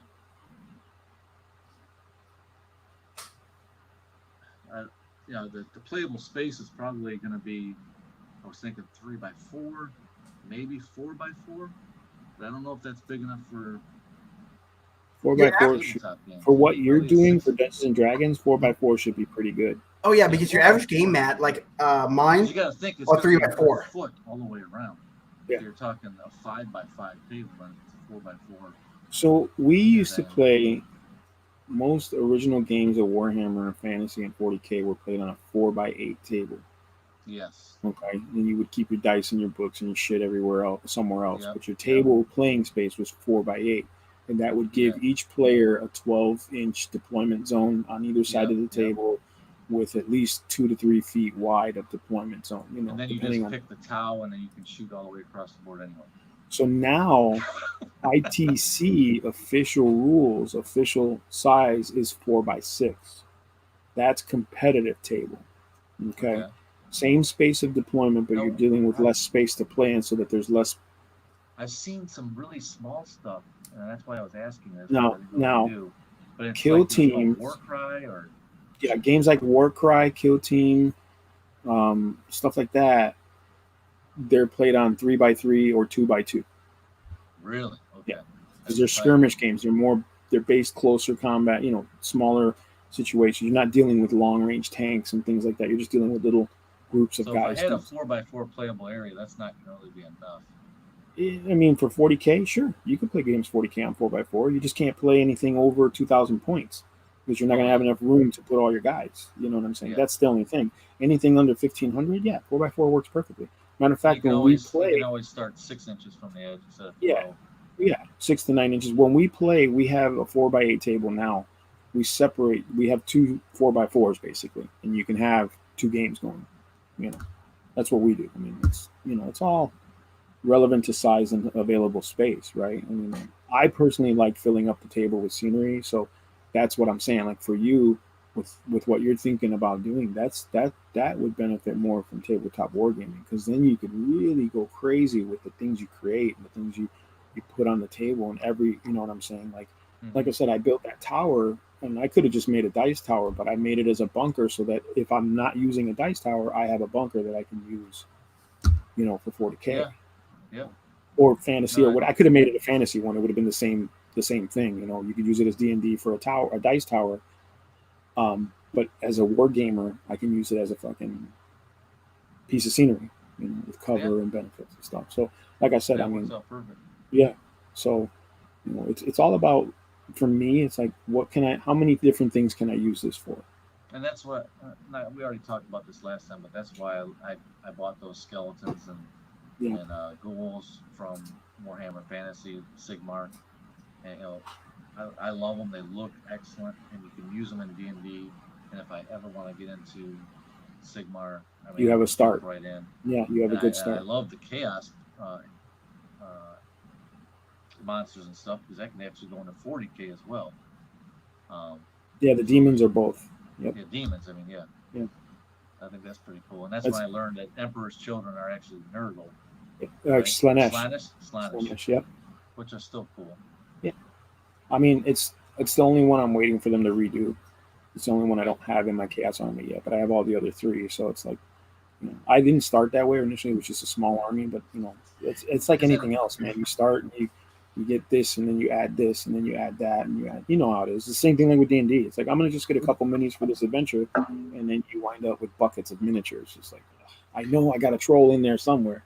Now, question on the Warhammer stuff: can you use the older stuff for your battles?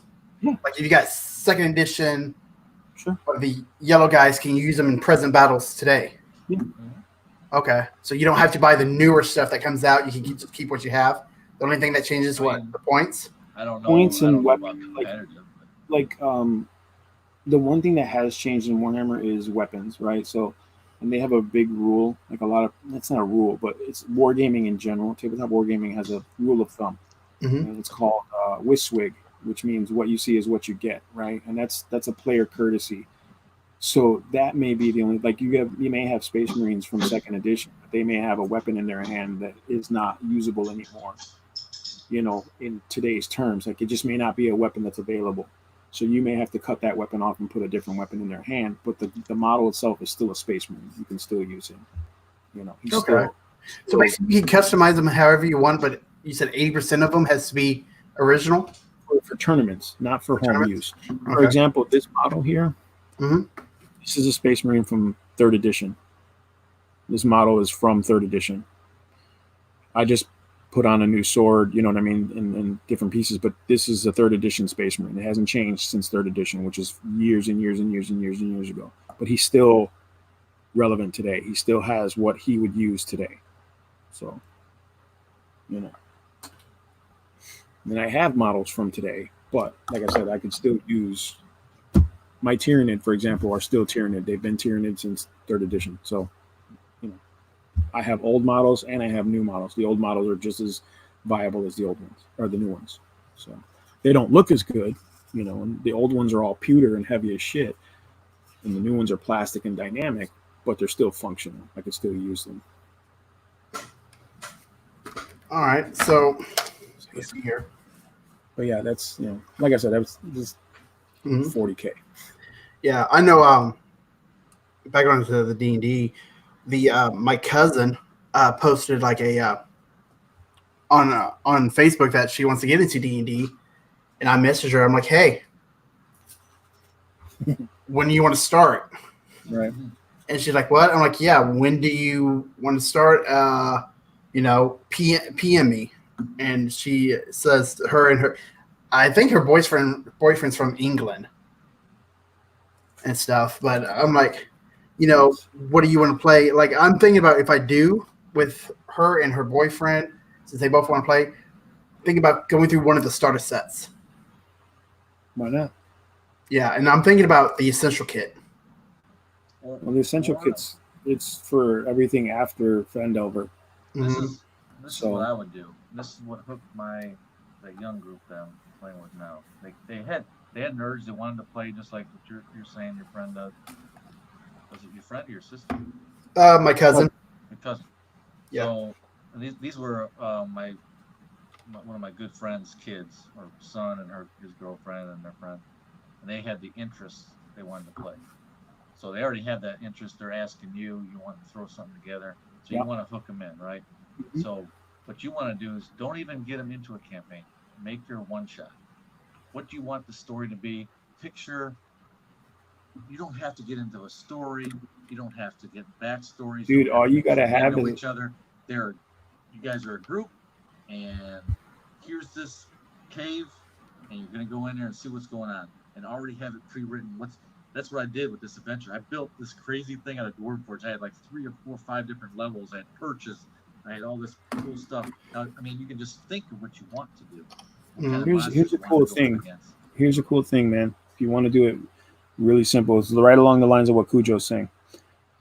Figure out what level you want them to start at, because that'll tell you, or figure out what monsters you want them to encounter, and that'll give you the starting level. That'll give you the adventure right there. So think of what cool monster can I have them go at where it's not crazy beholder impossible, but it's not fucking kobolds. You don't want kobolds and goblins because that's just boring as fuck. Yeah. You want something interesting, like a troll or a werewolf or an Umber Hulk. You know what I'm saying? Something. And put it to where there's hardly any light. I mean, if they pick races that need. Where did he go? He probably got cut. Here, you know what's a good monster for a first time game? Really crazy. Basilisk. Okay, so I was told the basilisk is actually based off an old dinosaur toy. No, I mean it's got like 8 legs, dude. I don't know. This is the new one. This is the new version of their basilisk. The original version is based off and they still make the toy today. And it's I see what you're saying. Yeah. I see what you're saying. But listen, basilisks are great, right, for one shots because the environment totally tells you there's basilisks, right? Because you're seeing stone statues, right? But they're not just stone statues. They're people with frightened looks on their faces, or they're falling apart. You can create an encounter just for one game. They may think of Medusa when they first think about it. Right. But it's not as overpowered as a Medusa or cliche as a Medusa.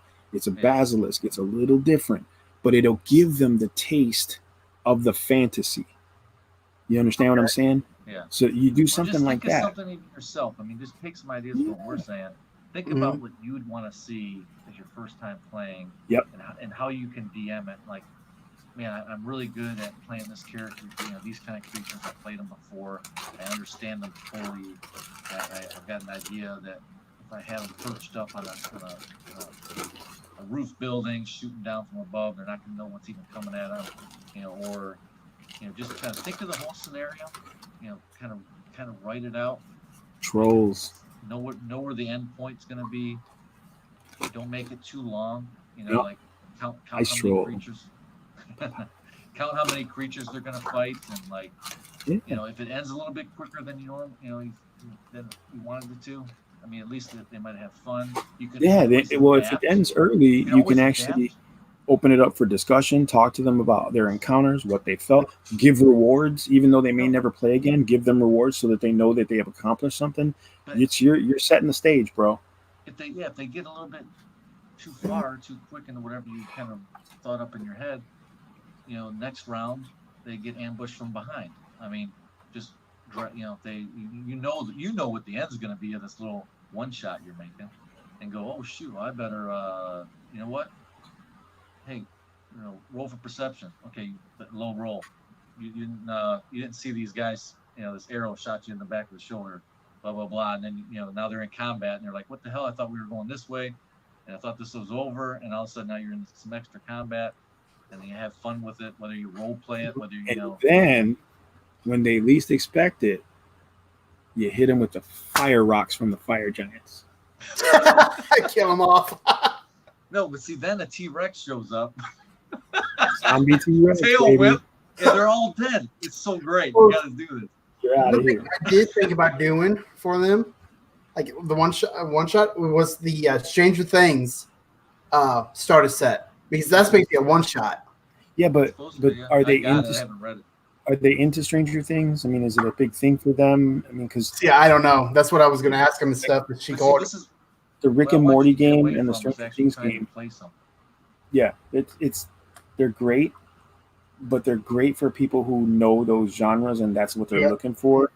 I would really just give them because you're giving them a false sense of hope for something that it's not. Give them straight up D&D, like Cujo said. Just plan ahead of what you want them to encounter, what you would want to encounter in your first game, and you know, go from there. Shit, if you want to fucking throw a dragon at them, do that, but make sure that encounter is probably the best one you've ever run. So if they want to play after that, you can say, okay, we're going to roll up some new characters. If you want to keep these characters, that's cool, but this isn't the story. We're going to start the story somewhere else. We're going to go back to, like, if I started at level 3, tell them we're going to go back down to level 1. Sure. Yeah, I mean, you could do that. Now, have you played Lost Mines of Phandelver yet? I mean, how far have you gotten in it? Have you played it? Through the first cave. That's it. Okay. So I would tell you this. If you're familiar with it like I am, and I played it through twice, and I'm really read up in it, and I understand it fully. So, yeah, I can probably do that. You know, if I want to, I can use that or use bits of it. But for you, if you're not super fluent with it, then just make it your own, because you'll know you're fluent with it because you just made it. You know, you're not trying to run anything. You're not trying to run this module, that module, and you just want to have fun for the night. You write up a couple different events, a couple different interactions with certain creatures that you want them to interact with, and you're like, yeah, I know how I'll play this. Oh yeah, you know, twig blights. Twig blights are awesome. They're bushes. They're trees. They're you know, I love twig blights. That's why I use my my Warhammer minis for it, and you know, they're great. If they have fire weapons, if they can realize that they're twig blights and they can shoot fire at them, they can kill a bunch of them in one shot. You know. So how do you plan out your session on the night? Like, do you just have a piece of paper? Like, oh, it's in one of my books, but like I got a piece of paper with the outline of the adventure for the next couple nights that I want to go do, or the next couple sessions. For like a one shot, you're gonna do maybe like there's 4 possible encounters with, you know, major encounters. You're gonna, you know, write up let's just make it easy. You're entering this cave, and so you're gonna have like room 1 in the cave, big cavern. Maybe it's real big right in the beginning. You come in, and there's a little creek river runs through it. And then you can see a door off to the back. I'm kind of showing you what I did in mine. And there's a waterfall coming down from way up top, but you don't know how high it comes. It's like a couple tiers of waterfall coming down. But you see a door off to the right in the distance. You know, if they have night vision. If they don't, it's too foggy and you can't see. You know, you can't even see that yet. You're just seeing a river. You know, then you can go from there. And then, okay, there's going to be like one more room back here. Then it goes over to the left and climbs up, and you might have like, you know, just say about 4 encounters, depending on how difficult they are. And I would even, if I may, I would even say maybe 2 decent encounters combat wise. Here's the thing. Yeah, it depends on level. Yeah. Combat for new players is daunting. It takes a long time to get through, right? Combat for veteran players takes a while to get through. So trust me when I tell you, for new players, it's going to take a little bit to get through the process. I was thinking dungeon. What I would do is give them the 2 encounters, give them a puzzle. You know what I'm saying? Like give them the things that you're going to have in Dungeons and Dragons. A puzzle in there too. Yeah, throw a puzzle in there. Maybe that could be one of your encounters. Hey, you know, throw some. I'm so evil. I hope you're not watching. You know what you can throw in too? You can throw in an encounter that's a skill challenge. Okay. That way, like a cavern that they got to cross somehow and figure out how to do, or a locked magical door that they got to figure out a way to get. Those 3 like puzzles, skill checks, and combat are the 3 main encounters you're going to come across in D&D. You could even throw the 4th one in as a negotiation challenge, like you got to talk to these people to get through something. You know what I mean? That gives them a little bit of everything that they're going to encounter in the rest of the game. You know what I'm saying? Mm-hmm. So that way, you know, I'm giving you guys a taste of what you're going to expect for the rest of D&D. And just so you know, when you try to flesh it out as much as you can, and I was trying to do it right down to the last minute, they were coming over, and I didn't have my puzzle thing ironed out, and I was just like, okay, 1 up, down, 2 up, green. I had 2 switches on 2 different walls behind cages that they'd have to figure out how to get into the cage to throw the switches. And there's 3 positions on the switch. And they had to get a certain combination of up, middle, or down, or up. And that's that Resident Evil shit. So they had to either try to pick the lock. So one's trying to pick the lock, and I told the one, hey, I said, if you took Mage Hand like I told you to do, but you decided you didn't want Mage Hand, I said you could be operating one of those right now. But don't take the DM's advice, you know. And so anyway, they started operating the switches, and they freaking nailed it on the first one. I said, as a DM, I'm like, nope. Okay. I just immediately changed it. There's no friggin' way they're getting it on the first try. No way. I need this to drag out a little bit longer. Usually doesn't reward good behavior. So guess what? I said, guess what? Instead of those switches working, you're getting a gibbering mouther coming out the pit. And they were like, oh shit. I said, yeah, you're gonna throw the switches and get something else? Come on, what do you got? Or like I said, this encounter is supposed to get some creatures, damn it. You're not supposed to hit it on the first try. Like I had one encounter where they had to grab like they had these balls they had to take, and they had to hold hands too. So they was grabbing balls and holding hands. Wait, whoa. It's like these words scrolling across the screen. Yeah. Like not for kids. Yep. Not for kids. Grabbing balls and holding hands. They was grabbing these big ass balls and holding hands with each other. They're grabbing these big old balls and blowing horns at the dragons. Yeah. Playing flutes. Hashtag not for kids. Grabbing big old dragon balls. Dragon Ball Z right here. But like dude. You want to start? Anybody's still watching us? You're killing me, man. Yeah. Well, see the. I want to be at one of your games. One of my games. Yeah. You know what? I'll try to set up a one shot on World 20. How about that? Yeah, I'm down. That should be an interesting night, dude. And you know what? You're streaming too on here for like a Friday night. I just found out that Bill is in my city. Oh yeah, I knew that because you guys are both in that area.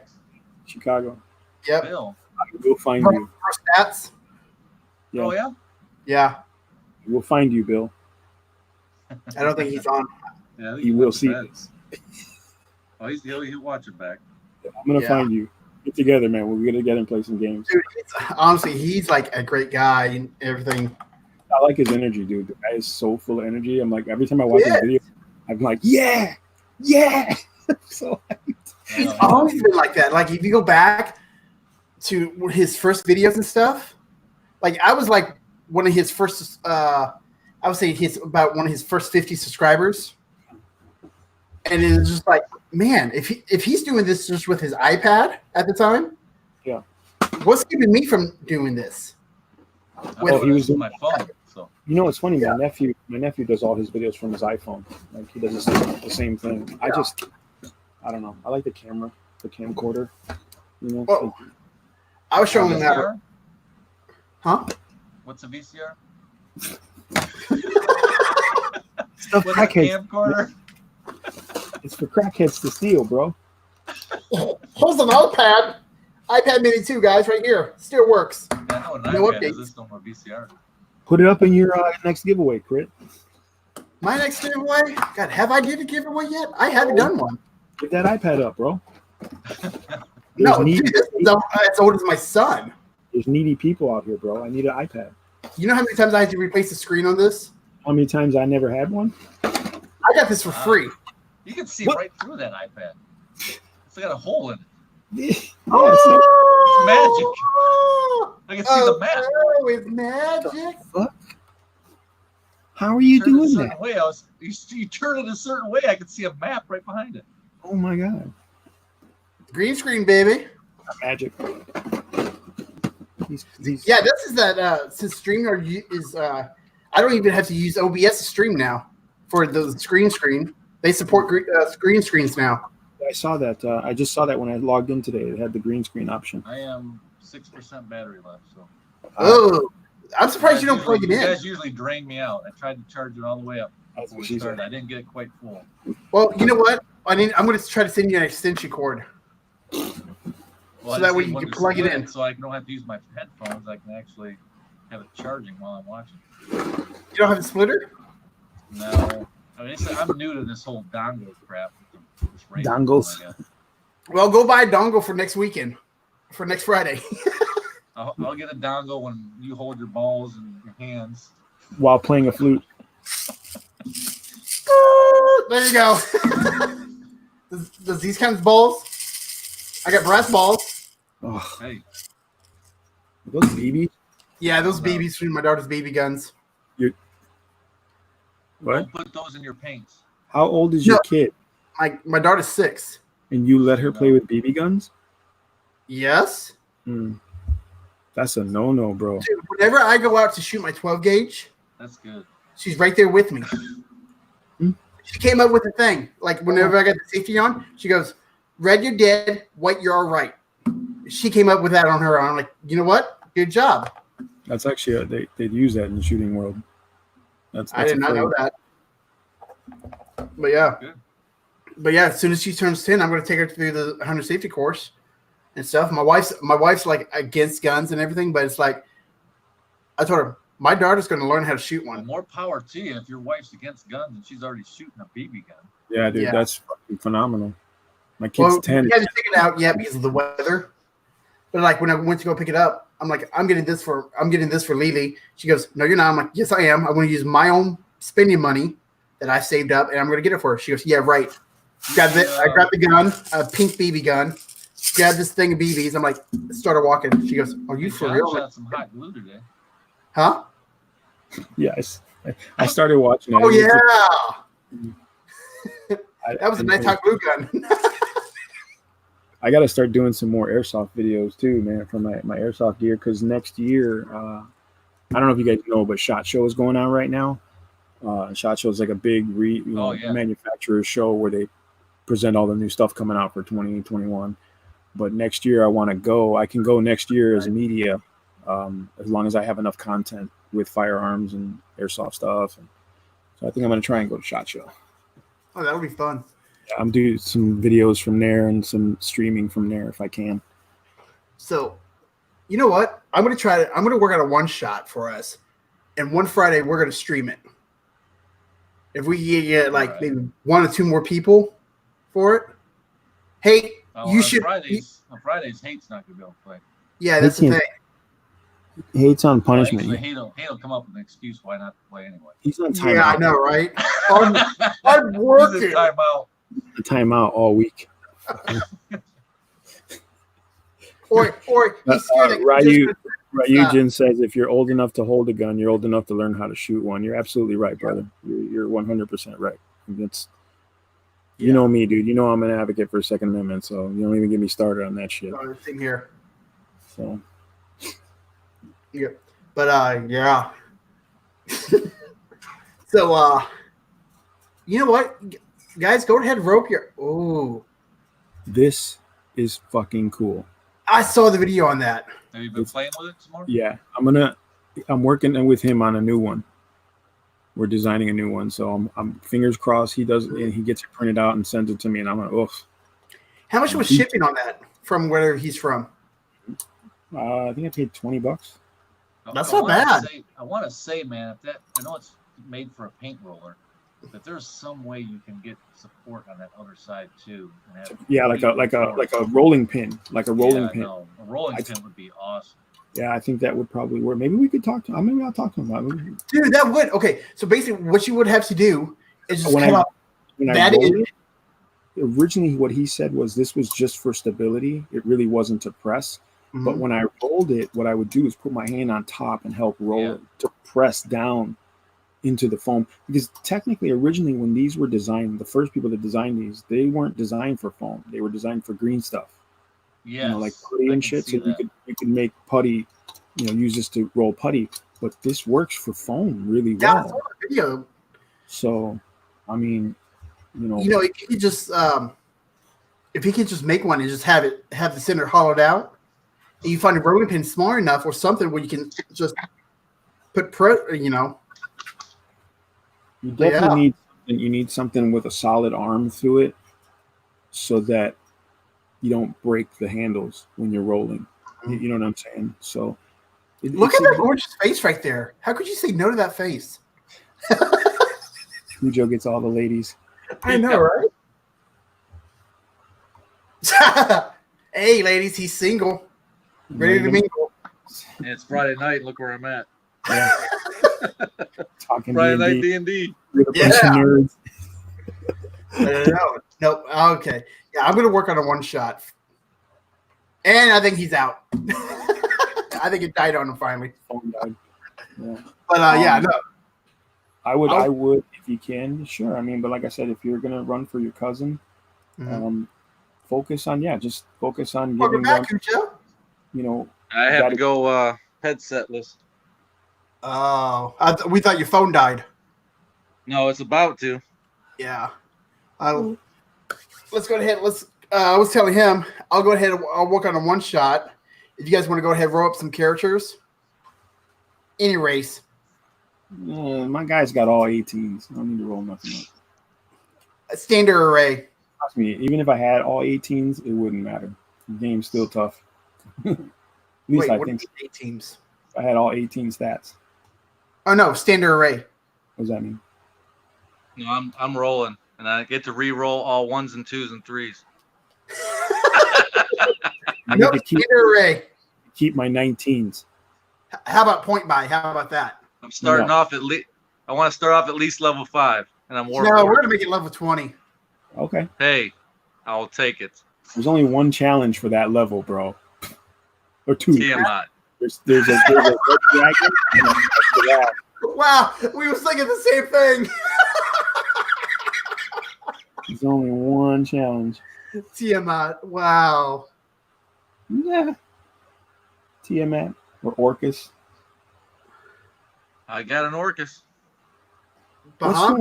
What's the one you just put up? What is it? You had the pictures of it. I'm about to shoot the videos. I would have done it today, but you got Baphomet.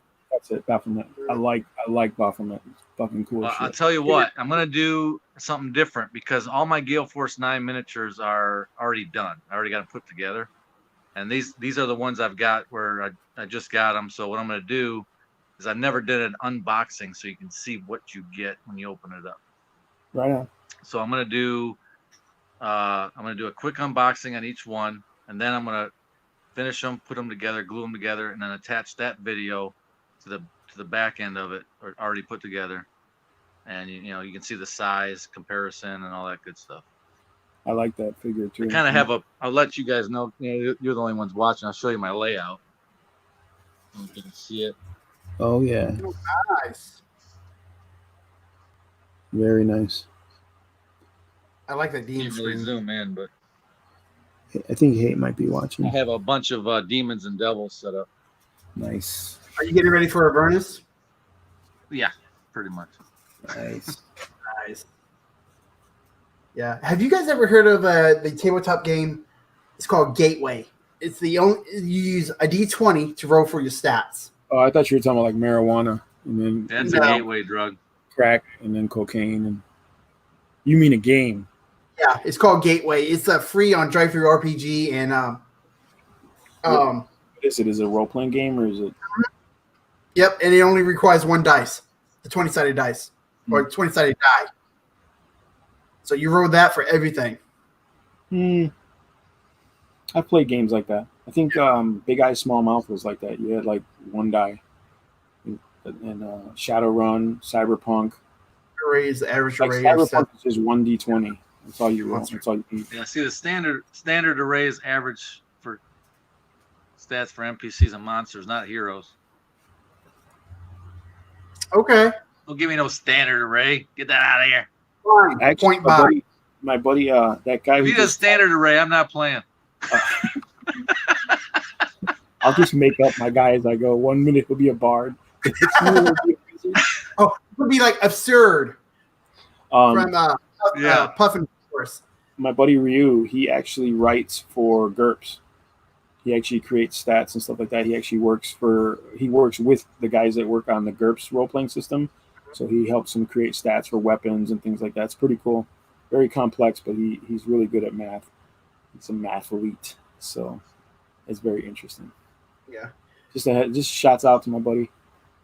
So I'm thinking about if I can ever get up to 200, is doing my first giveaway. Do it at 100. Oh yeah, I'm only like 11 away. Good point. Do it at 100. But see, 200 it gives them more time to get something that Yeah, get true. something special. I mean, True. I gave away a how to get started in Warhammer 40K magazine. It came with a little miniature. I gave that. It was like $10. You know what I mean? Hey, Okay. print something off. You Yeah. know, print a Yeah, little I big could. something. Like an owlbear or something. Paint it gold, be like, Don't paint Ooh. it. Just print Hey, whoa, don't paint it. it. Don't print it. Just yeah, I print could. it. Nah, don't. Just print it. Yeah, that's what I'm saying. Just print Print one out up. some dungeon tiles and give away Print out some. a turtle. Everybody loves turtles. Yes. Total. He's so cool. I can't wait to use him, dude. I can't. Oh. Total all fun. But yeah, I mean, it's up to you, dude. You can wait to 200 if you want. Here's the thing. I never thought I would even get to 100 subscribers. Well, how long you been on YouTube? Well, I've been on since 2011, but I haven't used it since maybe a year, 2 years ago now. I'm almost 2 years. See, I'm going on 2 years in March. Now, if you look at my videos, though, I have a fuck ton of videos. Dude. Yeah, I got a big ass gap between my videos and stuff. This is about the only thing I can do right now. I was legitimately just making videos on everything in my closet, dude. I was like, oh, I'll pull this out, make a video about it. Pull this out, make a video. And I even did. There's some table talk videos where I have a group of people sitting around a table talking. I did one for lightsabers, things like that. I'm gonna do a airsoft one, a bunch of stuff. I got, you know what I mean. If you can talk about it, make a fucking video about it. You know what I'm saying? Like, what do you, if you could talk 20 minutes, then you can make a fucking video.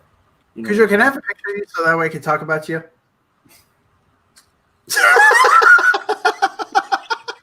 So you can talk about Cujo for 20 minutes. Yo, you got a stage 5 stalker right there, buddy. Yeah. You don't have to be lonely. Oh, Nice. but yeah. Like I said, man, it's up to you. But I didn't think I was gonna go this far either. And then just learning everything and learning how to make better videos and stuff. And I'm just now learning how to do the voiceovers, and it's so fucked up. True The story, voiceovers are easy. Nah. Oh yeah. Yeah. Okay. Here's the thing. I was doing a voiceover video. Like I recorded a video of me building that wall piece, and I knew I was going to do voiceover for it. Right. I just did it for fun, and I was doing it yesterday, and I was cutting and speeding things up, and then adding the audio stuff. And then this morning I was working on it. I was finishing it up, and it fucking saved it and it saved with no sound, and then I deleted it. So it's gone. Shit! Yeah, and I'm so fucking aggravated. I was like, I need to take a week off. What, do you use Audacity? Yes. Okay, so how I do my voiceover is like I have it playing in my editor, and then I'll talk and stuff. Then I'll go in and add it. That's what I was doing. Oh. Like I said, every and time you use one shot, don't you? Every time I saved the whole video, because I saved it like 6 times, dude. Every fucking time I saved it, there was something different wrong. It was just like, what the fuck is happening?